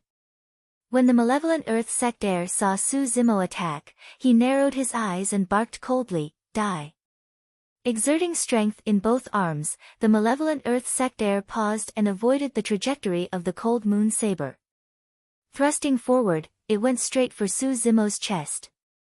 Su Zimo's chest was exposed, revealing a fatal flaw. Right then, a ghostly figure flashed out from the fiend cult crowd that was initially surrounding. Instantly, it arrived behind Su Zimo and extended its palm. Under the gazes of countless people, a long and narrow sword suddenly appeared in his empty palm. It was thin as a cicada's wing and incomparably sharp. No one could clearly see how the sword appeared. However, at this moment, everyone knew the identity of the person who had attacked, the demon's son of the hidden death sect, the thousand-faced assassin. If he did not attack, no one would he be able to attack, he would be, and he would be. His, Su Zimo's assassin, Zimo, and Su, and Su, he and Su. At that moment, Su Zimo had already used up all his moves. Against the incoming bone spear of the Malevolent Earth Sect heir, it was already too late for him to retract his saber to block. Su and Su Zimo. Che. That was to dodge backwards. At that moment, the thousand-faced assassin appeared and stabbed out with his sword, cutting off Su Zimo's path of retreat completely. The thousand-faced assassin's timing was frightening. Even though they were merely spectators, everyone could not help but feel fearful. On the other side, Ji Yaoyan was completely entangled by Shen Guanyu and could not extricate herself. In the blink of an eye, the situation took a turn for the worse and Su Zimo's life was hanging by a thread. Pang Yu of Overlord Palace shook his head and the excitement in his eyes faded gradually. To Pang Yu, Su Zimo was already a dead man. A dead man was not worthy of being his opponent. Nobody noticed that Su Zimo, who was in the center of the storm, had a calm expression and calm eyes that were frighteningly calm. Under normal circumstances, Su Zimo would indeed have no way out and would not be able to react in time. However, the current situation was completely due to Su Zimo's deliberate act of exposing an opening. If he did not reveal an opening, the thousand-faced assassin would not have appeared. That was way too much of a threat to him. As though he had expected the incoming bone spear, Su Zimo did not stop after his saber missed. Crouching on the ground, he used his limbs and slithered forward like an anaconda. When they saw that, everyone's eyes lit up and their hearts were filled with awe.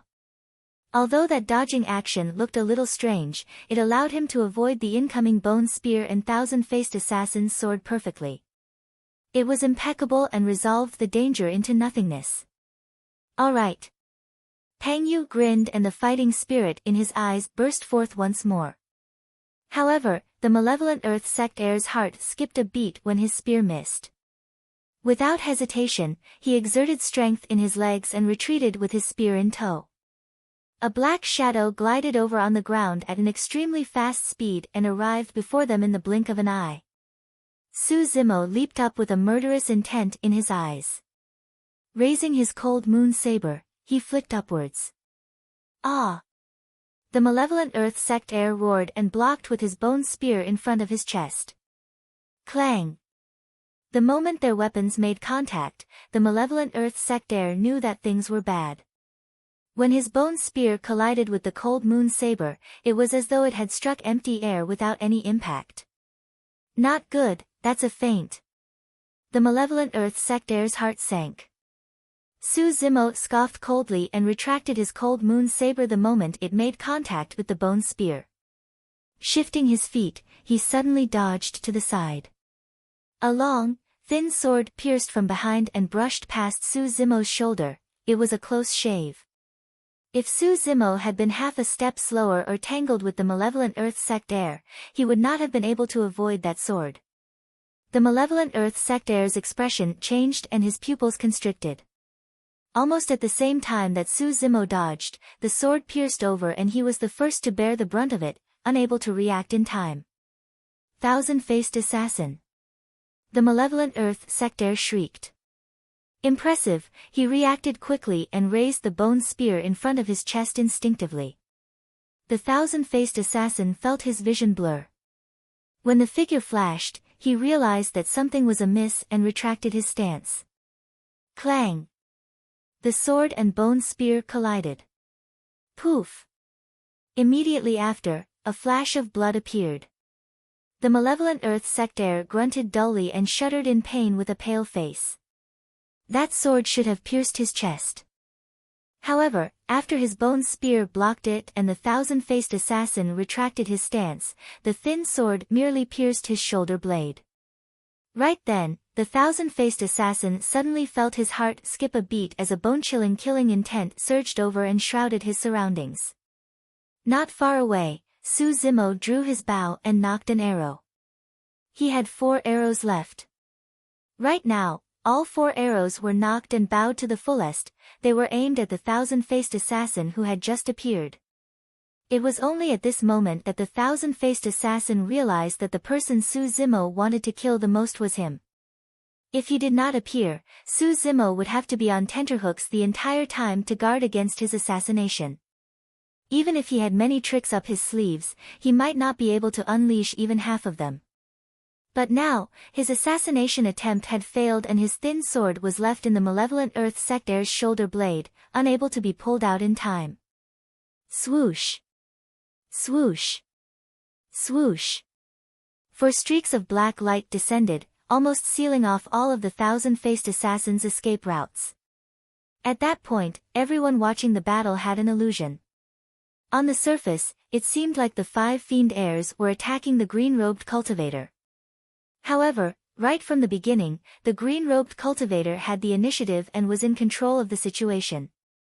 In fact, he was even leading everyone around. Right now, even the thousand-faced assassin who appeared mysteriously had fallen into the green-robed cultivator's trap. A thought flashed through everyone's minds. Who is that person?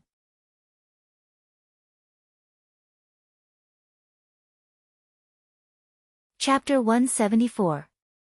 Even though he knew that he was in danger, the thousand-faced assassin remained expressionless. Drawing his sword, he suddenly curled up into a ball and spun in midair like a tortoise. The long and narrow sword formed a beautiful sword light around his body, dazzling everyone's eyes. This was an extremely famous defensive technique of Hidden Death sect. On the one hand, curling one's body could reduce the chances of being injured. On the other hand, the sword danced and formed a sword shadow barrier with the power of rotation. It was difficult for water to enter and could defend against enemies from all directions. Cling! Clang! Clang! The 4 black lights collided against the sword beam and let out a series of crisp sounds. The 4 arrows were all blocked. After shooting the 4 arrows, Su Zimo tossed the sanguine crystal bow aside casually. Without stopping, he dashed towards the thousand-faced assassin in a flash, the cold moon saber in his hands exuding a chilling killing intent. Naturally, Su Zimo did not think that he could kill the fiend heir of Hidden Death sect with just 4 arrows. Those 4 arrows were merely Su Zimo's first move, his true killing move was yet to come. Although the thousand-faced assassin blocked the 4 arrows, the power of the arrows still caused his body to stagnate slightly. Right at that moment, Su Zimo arrived before him. Without a word, he raised his cold moon saber and slashed at his face. There was no technique to that slash. However, it brought with it an unparalleled aura. His bloodline surged and the lightning blazed in a menacing manner. The thousand-faced assassin could not dodge and could only take it head-on. It was not that he did not want to dodge, but Su Zimo had forced him into a corner. Every single step was calculated with extreme precision and he did not give the assassin any chance to catch his breath. Clang! The sword and cold moon saber collided and let out a jarring sound. The thousand-faced assassin shuddered and his arms went numb. The web between his thumb and index finger was torn and dripping with blood, he could barely hold on to his weapon. The sword was bent by the immense power of the cold moon saber at a shocking angle. Just as it was about to hit the thousand-faced assassin's chest, something happened.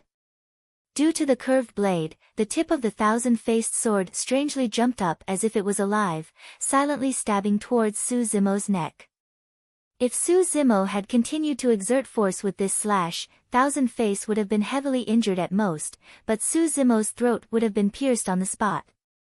The assassination methods of the Hidden Death sect were unpredictable and beyond the imagination of ordinary people. If one was not careful, they would be killed. Su Zimo was alarmed. He saw the tip of the sword coming at him from the corner of his eye. He retracted his saber and stepped forward. On the surface, it looked like it was just the tip of a foot, but with Su Zimo's bloodline and strength, a single step was no different from a spear thrust. Suddenly, Su Zimo seemed to have sensed something and changed his move at the last moment, pulling his leg back. A dagger had appeared in the Thousand Faces' other hand at some point in time. It was waiting there for Su Zimo's kick. As expected of the fiend heir of Hidden Death sect, Su Zimo praised internally, feeling a little regretful. Just now, he thought that he would definitely be able to kill the thousand-faced sword with his meticulous plan. To think that it would still be resolved by the other party's complicated methods. Of course, although the thousand-faced sword managed to escape with his life, he did not have it easy either. After taking Su Zimo's slash head-on, the thousand-faced sword's organs were shaken.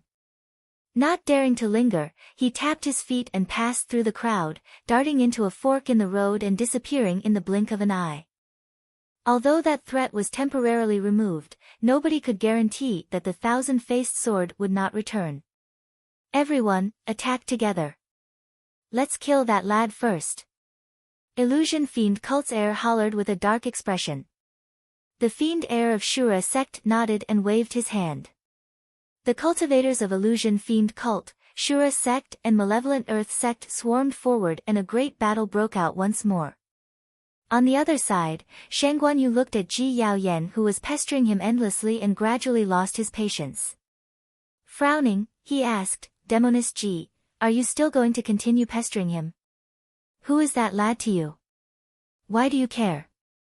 Ji Yaoyan smiled playfully and looked at Shangguanyu playfully.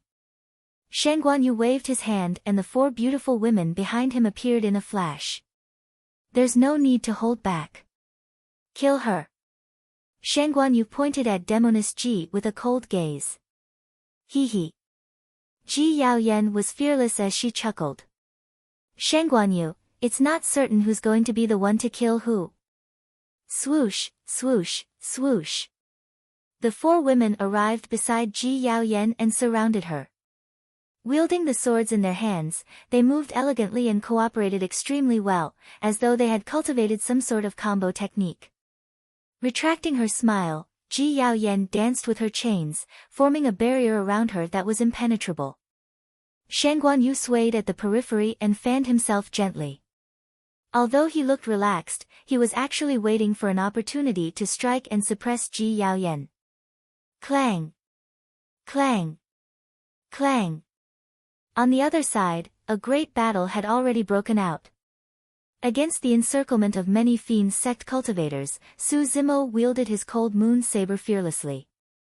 His killing intent was torrential as he relied on his sharp spirit perception and flesh petrification to barge through the crowd. Poof! Poof! Poof! Fiend sect cultivators fell to the ground one after another as blood spewed from their bodies. Nobody noticed that the blood on the ground was flowing towards the blood pool in the center as though it was being drawn by something. Su Zimo did not have much power of thunder in his bloodline and could no longer release thunder arts. Illusion Fiend Cult's Fiend Heir's Bewitching Sword Technique, Shura Sect's Fiend Heir's Torrential Saber Technique and Earth Malevolent Sect's Superior Spear Technique all caused quite a bit of trouble for Su Zimo.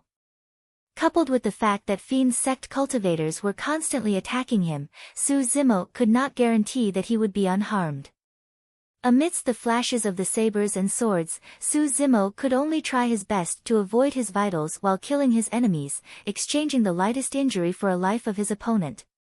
Before long, Su Zimo's body was drenched in blood.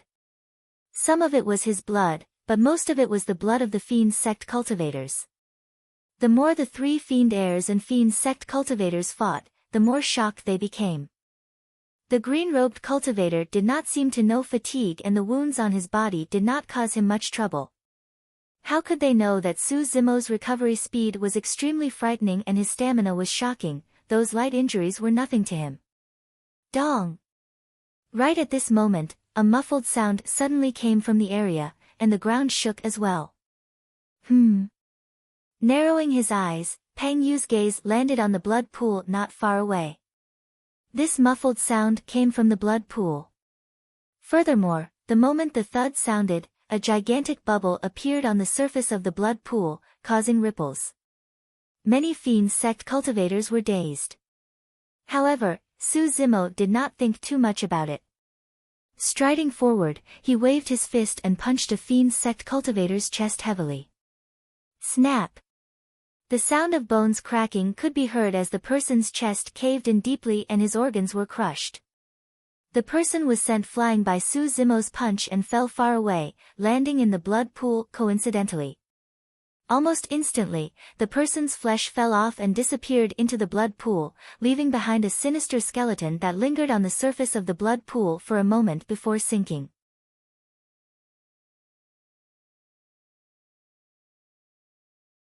Chapter 175. Many fiend sect cultivators' expressions changed slightly when they saw that. However, the glint in their eyes intensified. Su Zimo did not know what the inheritance of this place was. However, when he saw the change in the expressions of everyone from the fiend sects, he could roughly guess that the inheritance was in the evil blood pool and was about to appear. However, no one dared to act rashly after seeing that cultivator enter the blood pool just now. Right then, Shangguan Yu's figure flashed and he took advantage of Ji Yaoyan's momentary distraction to launch a sneak attack. The edge of the folding fan was extremely sharp and it sliced across Ji Yaoyan's arm, causing a flash of blood. Ah! Ji Yaoyan was in so much pain that her face turned pale and she could not help but cry out. When he saw that, Su Zimo's eyes surged with killing intent. With a leap, he flew over the heads of many fiend sect cultivators and arrived in front of Shangguan Yu and the others. Swoosh! The cold moon saber descended from the skies and slashed down with an indomitable aura. Shangguan Yu's expression changed and he did not dare to take it head-on. He retreated hurriedly and shouted, "Stop him! Fellow sect mates, let's work together to kill this man." The first half of his sentence was directed to the 4 beautiful women he brought along. However, the second half was directed to the other fiend sect cultivators. Swash! Swash! Swash! It was clear that the 4 beautiful women had cultivated a combination attack technique. Their 4 swords stabbed over from different angles, giving off an unstoppable feeling. Although Ji Yaoyan was from the fiend sects, she was Ji Yaoshua's younger sister after all. With that relationship, Su Zimo had to protect her. Now that he saw that Ji Yaoyan was injured, Su Zimo could not be bothered with anything else. Facing the 4 incoming swords, he did not dodge or retreat. Instead, he blocked with the cold moon saber in his left hand and reached out with his right hand at the same time, placing it on one of the swords. A coil and a tremor. Bam! The sword let out a violent tremor and the sword-wielding woman exclaimed. The web between her thumb and index finger cracked and the sword slipped out of her hand. Instantly, the combination attack of the 4 was broken. Su Zimo's figure flickered, leaving behind numerous afterimages. He instantly appeared in front of the woman and leaned against her. With a bang, the woman was sent flying like a kite with a broken string. When she landed on the ground, she was no longer breathing. At the same time, Su Zimo swung his saber backhandedly, and a cold light swept across the fair neck of another woman. A scarlet trail of blood appeared. Whoosh! A mist of blood gushed out. They brushed past each other. In just one exchange, the two women from Cloud Rain sect died at Su Zimo's hands. Su Zimo came to Ji Yaoshue's side and asked with a frown, "How is it?" "I'm fine. You don't have to worry about me." Ji Yaoshue shook his head and signaled him to be careful behind him. Su Zimo turned around and looked coldly at the people from the demon sect who were closing in on him. He brandished the long saber in his hand and let out a long howl before he charged into the crowd again. Bang! Although the person in front of him managed to block Su Zimo's saber, he was sent flying.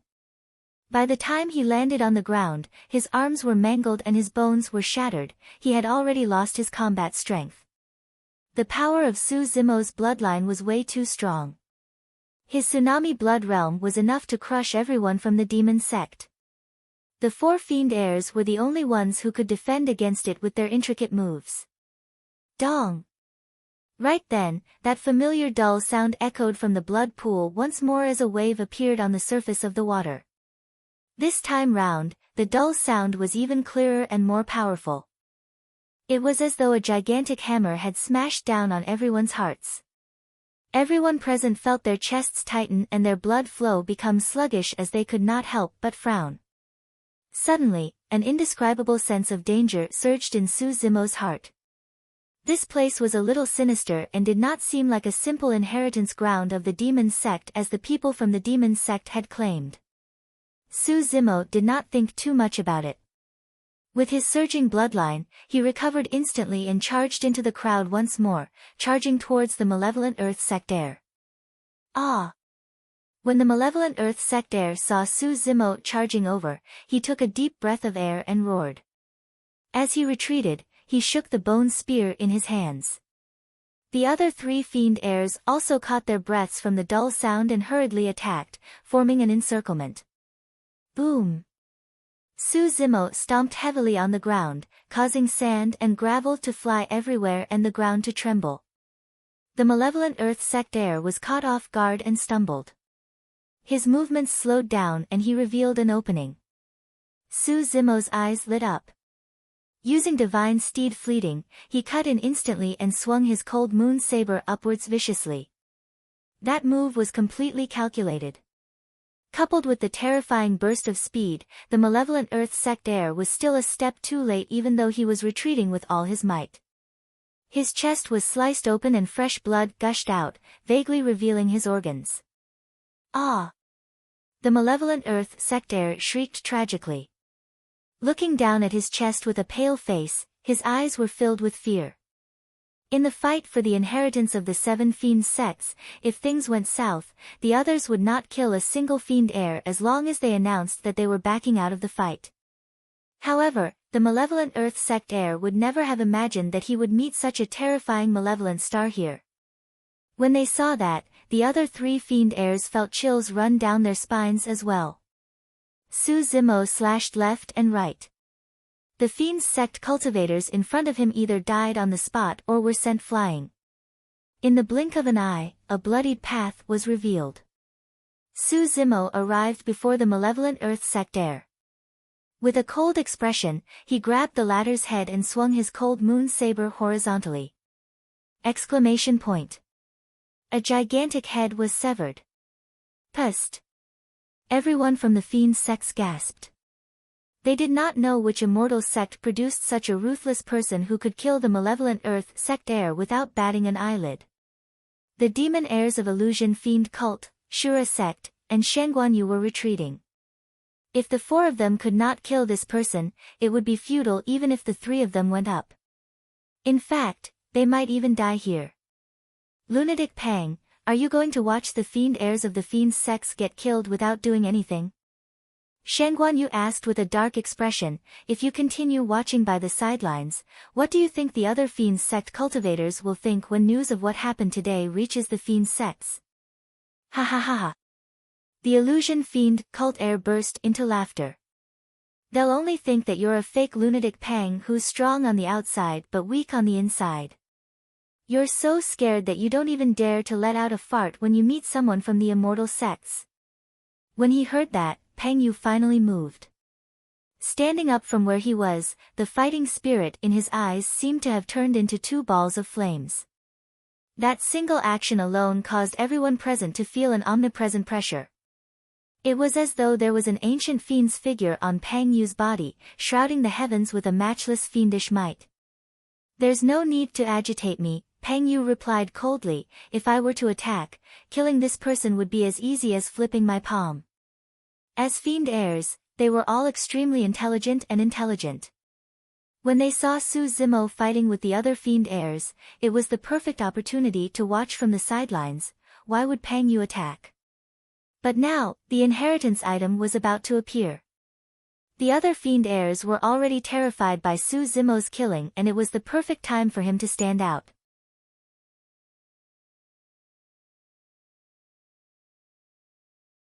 Chapter 176. Boom! Pang Yu pulled out his pitch-black spear from the ground, causing the ground to crack and mud to splatter everywhere. Dragging his spear behind him, Pang Yu strode towards Su Zimo and said, "I wonder which immortal sect you're from. I'm sure your master must have put in a lot of effort to groom you. However, it's a pity. Although your bloodline has reached the legendary tsunami blood, your body tempering has yet to reach greater mastery and you're too weak. You're no match for me." Su Zimo's heart skipped a beat as he thought to himself, impressive. The two of them had yet to fight, but Pang Yu had already seen through his facade. Pang Yu was right. Although Su Zimo's bloodline was frightening and his physique was strong, marrow cleansing was only the fourth section of the mystic classic of the 12 demon kings of the great wilderness. In terms of body tempering, Su Zimo had yet to cultivate the organ's refinement and orifice-clearing sections. Sizzle. The tip of the spear streaked across the ground with a strange sound. That sound was accompanied by Pang Yu's heavy footsteps. Ta! Ta! Ta! It was neither fast nor slow, but it was extremely powerful. Every single step felt as though it was stepping on the intervals between Su Zimo's heartbeats, causing him to feel extremely uncomfortable. As Pang Yu closed in, his aura grew stronger. On the other hand, Su Zimo's aura was completely suppressed. In the eyes of the spectators, Pang Yu seemed to have transformed into an ancient fiend that was 100 feet tall, looking down at Su Zimo who was as insignificant as an ant. Of course, that was a misconception on everyone's part. However, it was the result of both parties' auras and various other factors. Shen Guanyu was secretly shocked by Pang Yu's terror. After some consideration, he realized that even without the ancient spirit lock formation, he might not be a match for this lunatic. However, Shen Guanyu heaved a sigh of relief. No matter what, the green-robed cultivator was finally going to die. At the very least, the few of them would not be in danger with Pang Yu left. If the green-robed cultivator was left, they would have no choice but to flee. The eyes of the fiend heir of Shura sect were cold and revealed a cruel glint. When the fiend heir of illusion fiend cult saw that, he was delighted and declared loudly, "Lunatic Pang, it's too easy for him to just kill him.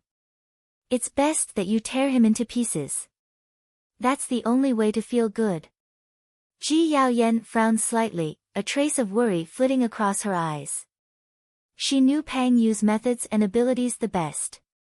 Among the generations of fiend heirs of the fiend sects, Pang Yu's strength was ranked at the top.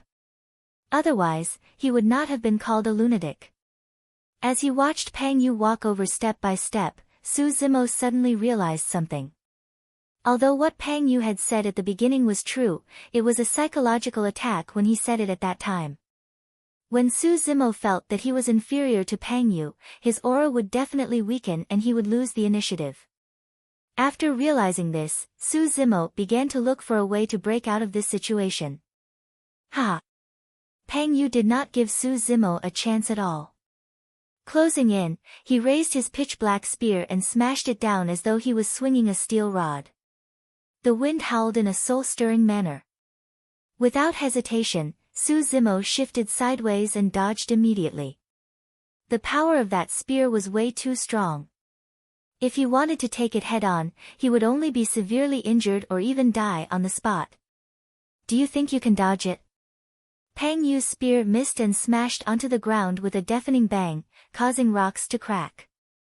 Amidst the billowing dust, a thick pitch-black spear pierced over.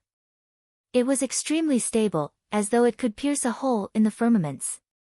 Su Zimo's eyes lit up as he took half a step diagonally. Using Plow Heaven, he forcefully twisted his aura and avoided the sharp edge of the pitch-black spear. Swinging his cold moon saber, he slashed at the weakest part of the spear. Even Su Zimo was secretly impressed by that slash. Be it the angle, timing, strength, or the combination of Plow Heaven's stride, that slash was perfect. In fact, Su Zimo had even thought of a backup plan for that slash. After colliding with Pang Yu's spear, the cold moon saber was slanted and sliced down along the spear, forcing Pang Yu to let go. With that, Su Zimo's aura would increase tremendously and he would gain the upper hand, gaining the advantage of the weapon. Clang! The sound of metal clashing could be heard. Just as Su Zimo had imagined, the cold moon saber struck the spear heavily. However, right after, Su Zimo's expression changed starkly as he realized that something was amiss. Su Zimo could sense an extremely strong vibration from the spear. The moment the cold moon saber landed on it, it traveled along the saber. It was a trap. It was the same as how Su Zimo dealt with the thousand-faced assassin just now. Pang Yu had purposely exposed a flaw. OM. The spear vibrated and the cold moon saber was sent flying. Su Zimo's palm split open and was bleeding profusely. Just now, all the backup plans in his mind were useless. Ha! Pang Yu burst into laughter and exerted strength in his arm. Sweeping the spear, he smashed it towards Su Zimo's head. After the cold moon saber left his hands, Su Zimo's reaction was extremely fast as he lowered his body. The pitch-black spear missed and suddenly changed its stance. It stopped above Su Zimo's head and smashed down once more. Su Zimo exerted strength in his legs and rolled to the side, avoiding that fatal blow by a hair's breadth. His body was covered in dust and he looked wretched. Up till this point, the two of them had only exchanged a few blows. However, Su Zimo had escaped death multiple times. If he was any slower, he would have died on the spot. The difference in strength between both parties was obvious. To everyone, Su Zimo had already lost his weapon and there was no hope for him against Pang Yu, who was wielding a pitch-black spear. I've said it before. You're strong, but you're not a match for me. Accept your fate. Pang Yu's voice sounded as though he was stating a fact that left no room for doubt. Su Zimo raised his brow and a thought flashed through his mind. He had finally discovered the flaw in Pang Yu's words. Indeed, my strength is inferior to yours. However, strength isn't the only factor in melee combat. Su Zimo adjusted his aura slowly and replied indifferently. At that moment, the aura between the two of them underwent a mysterious change. Pang Yu's aura was still incomparably strong, but Su Zimo's aura had suddenly turned somewhat unpredictable. If Pang Yu was compared to a towering mountain, Su Zimo was now a bottomless ocean. The two of them were evenly matched. Nobody knew if it was the mountain that filled the ocean or if the ocean had buried the mountain. I'm very curious. What are you going to use to fight me when you've even lost your weapon? Pang Yu had also noticed Su Zimo's abnormality and continued to pressure him mentally. In the hands of some people, not only are weapons useless, they might even be a burden. Su Zimo heaved a long sigh of relief and walked towards Pang Yu with a calm expression. Walala! Splash! Splash! Boom! Boom! Huff! There was a series of strange sounds. It was the tiger-leopard thunderous roar that sounded within Su Zimo's body. Su Zimo's aura was rising continuously. If anyone were to close their eyes, an extremely shocking image would appear in their minds. It was a tall and mighty ancient demon with bloodshot eyes. Walking step by step through the torrential tsunami, it was shimmering with lightning and could not be looked at directly.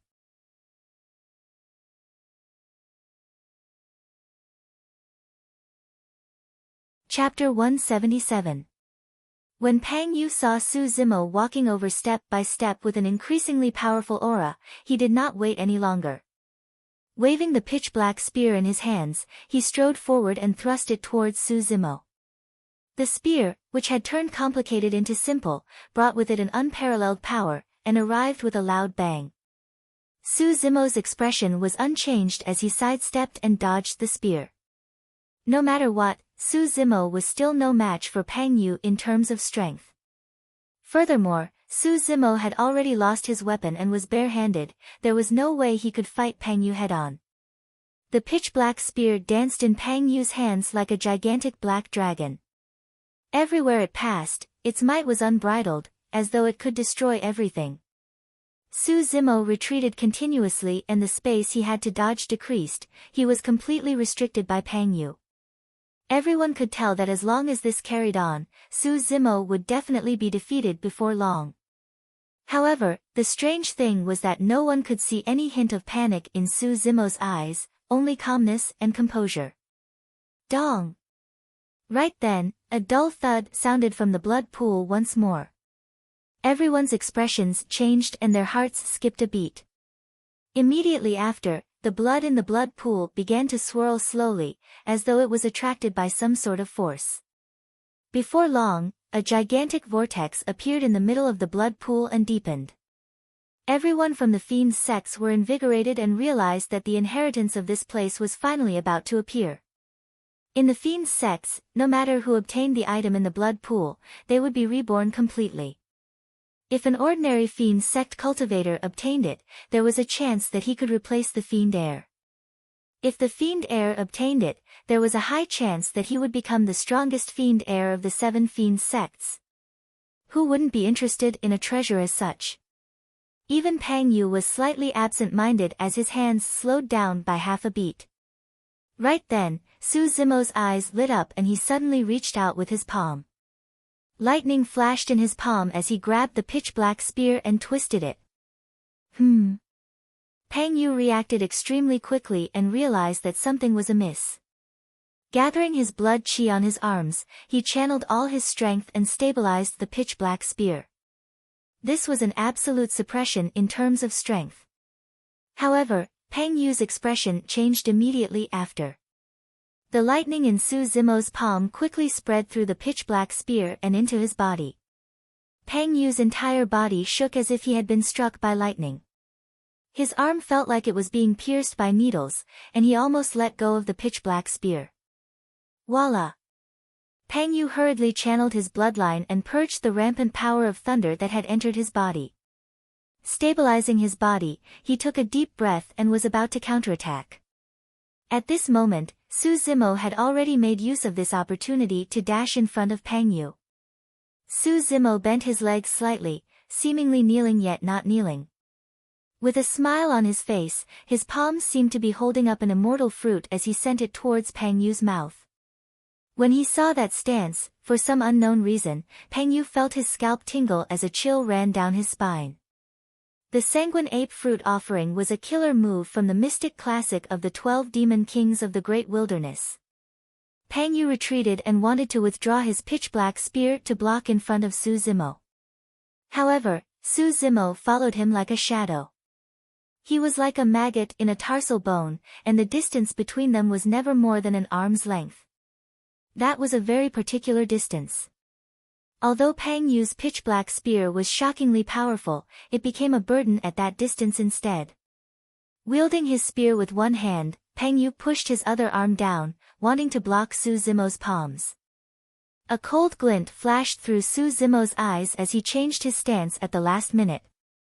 Grabbing Pang Yu's wrists with both hands, he released the power of his bloodline and tore them to both sides. At the same time, Su Zimo bent his knee and charged forward like a galloping horse. It was still the same killing move, divine steed dismemberment. Bang! Su Zimo's knee struck Pang Yu's chest heavily and a dull thud could be heard. Pang Yu's body shuddered as he staggered in retreat. His face flushed with blood before disappearing instantly. Su Zimo was secretly shocked. If it was anyone else, even if their chest wasn't crushed, their arms would have been ripped off forcefully after being struck by divine steed dismemberment. But now, Pang Yu merely staggered a couple of steps back after receiving that killing move without losing his combat strength. Instead, his ferocity was aroused. How strong and terrifying was his physique? What Su Zimo did not know was that Pang Yu was even more shocked at the moment. Initially, he thought that Su Zimo's strength would not be able to threaten him at all. However, that move earlier on caused a tearing pain in his arms. The bones in his chest felt like they were about to shatter, his heart stopped and even his organs were shaken. Killing intent surged in Pang Yu's eyes as his battle intent surged.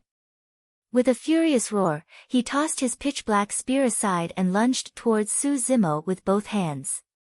When he saw that, Su Zimo praised internally. For Pang Yu, the only way to break out of this situation was to toss away the weapon in his hands. However, not everyone could react in the midst of such an intense battle. Even if they thought of that, they might not have the courage to toss away their weapons. However, Su Zimo had seized the initiative and would not give Pang Yu a chance to make a comeback. Indeed, he did not know saber techniques. However, there were way too many melee killing moves in the mystic classic of the 12 Demon Kings of the Great Wilderness. Pang Yu clenched his fists and closed in from the sides like two mountains, charging towards Su Zimo's head. Su Zimo did not dodge or avoid. Instead, he took a step forward and executed the stance of plow heaven stride. Keeping his arms by his sides, he suddenly bent his body and pushed forward. Bovine moon gazing. Not only did that move avoid Pang Yu's killing move, it even retaliated. Good move. Pang Yu's eyelids twitched wildly as he changed his move at the last minute. Retracting his arms, he blocked in front of him and was prepared to block Su Zimo's fists while sweeping his leg at the same time. Su Zimo changed his move as well. Suddenly, he lowered his body and was almost sprawled on the ground. Using his limbs, he slithered in front of Pang Yu like a gigantic anaconda. After anaconda stirring grass closed in, it was his ultimate killing move, anaconda coil. Su Zimo's body elongated as though he was boneless. Coiling around Pang Yu's legs, he channeled his blood chi at the same time and released a powerful bloodline power. Splash! Splash! The flesh on Su Zimo's body expanded rapidly and he grew in size. He was bent on squashing Pang Yu into meat paste. Ah! Sensing the danger as well, Pang Yu roared and channeled his blood chi with all his might to fight back. Both parties wrestled. After a slight pause, Su Zimo realized that he could not do anything to Pang Yu if this continued. This man's physique was way too strong. In a flash, Su Zimo slid down from Pang Yu's body once more. Pang Yu was not having a good time either. His face was flushed red and he panted slightly. Right then, his vision blurred. Su Zimo was charging towards him once more. Boom! A deafening sound of air exploding rang out. Raising his head, Pang Yu saw Su Zimo's fist descending from the skies. However, it was like a supreme seal that could suppress the ancient times with a majestic aura that was terrifying. Taking a deep breath of air, Pang Yu raised his arms and swung upwards. Bang! Fist and arm collided. Flesh and blood collided solidly, letting out a cringe-inducing sound. Pang Yu's feet sank into the ground. He was actually lowered by Su Zimo's attack. Melee combat was way too intense and dangerous. The two of them changed their moves frequently and fought with speed, causing everyone's hearts to skip a beat. Suppression. Lunatic Pang, the fiend heir who was hailed as the #1 in melee combat of the fiend sects, was actually being suppressed by an unknown green-robed cultivator in melee combat.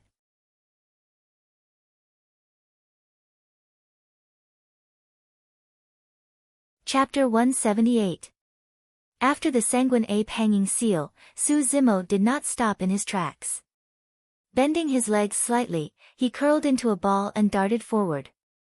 When Su Zimo arrived before Pang Yu, he bounced off and raised both hands, striking Pang Yu's chin fiercely.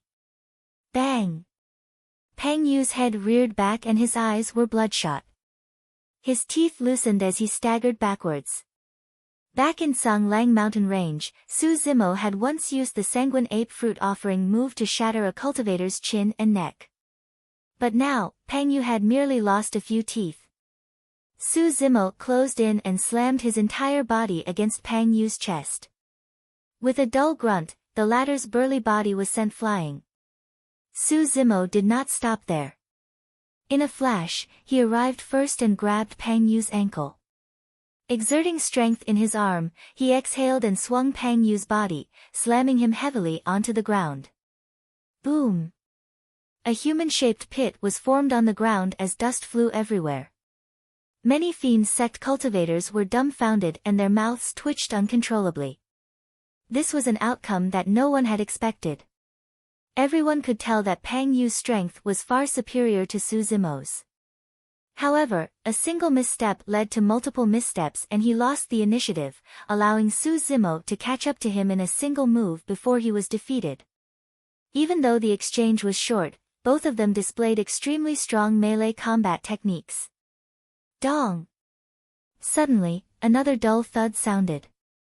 Everyone turned towards the sound and their pupils constricted as their expressions froze. Not far away, an ancient stone coffin lay quietly at the bottom of the blood pool. It was faintly discernible within the swirling blood water and was placed in the middle of the whirlpool, as though it was one with the entire blood pool. There were many mysterious patterns etched on the surface of the stone coffin. However, they were no longer clear and their glow was dim due to the scouring of the blood water. There were even gigantic metal chains coiled around the stone coffin. They were covered in rust and it was unknown how long they had been there. And the muffled sound from before had come from this stone coffin. All of a sudden, another sound came from the blood pool. Ka ka ka.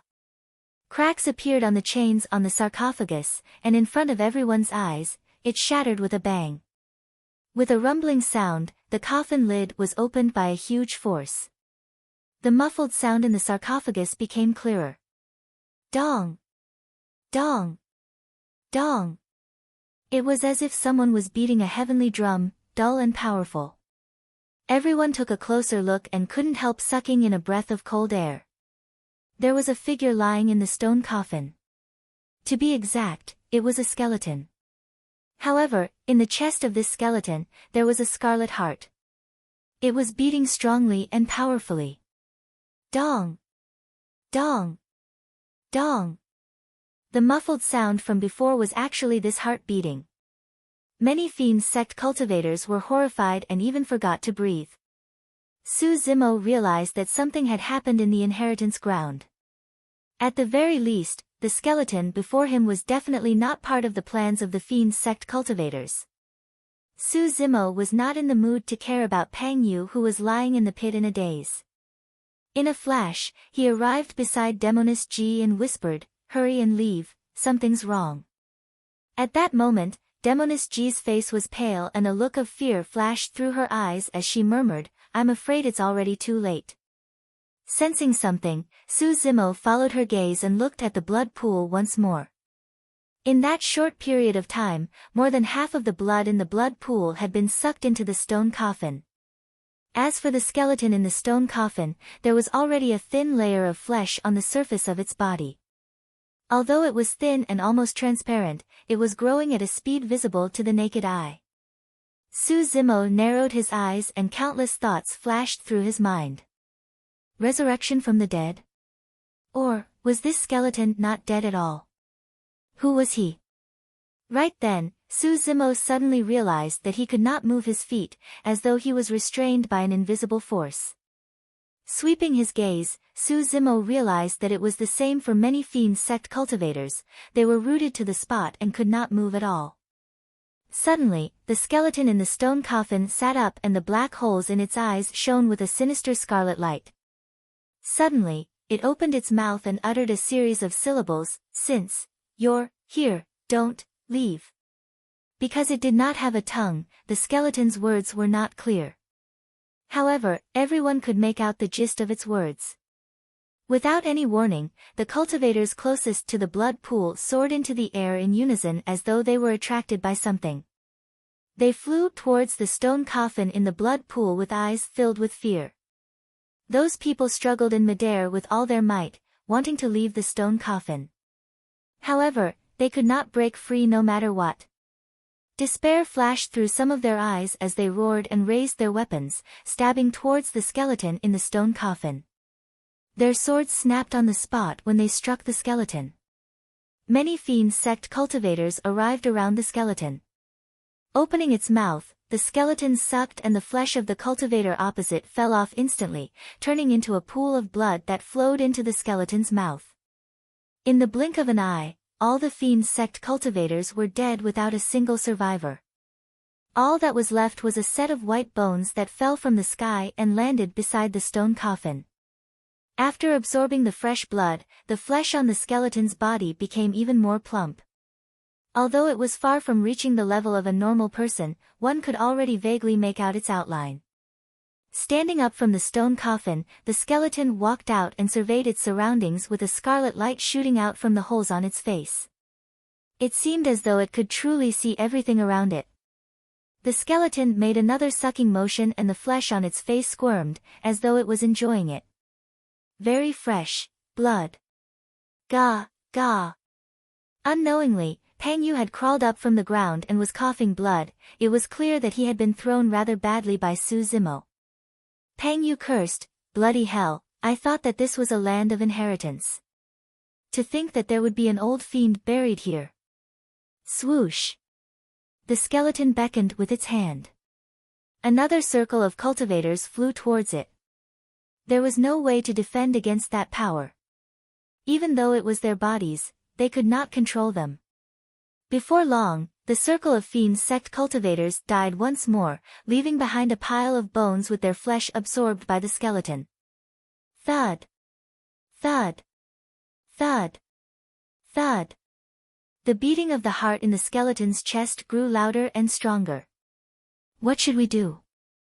Demoness G's petite body trembled slightly as she asked softly. Naturally, she knew that they could only resign themselves to fate in this situation. Be it her or Su Zimo, neither of them could resist.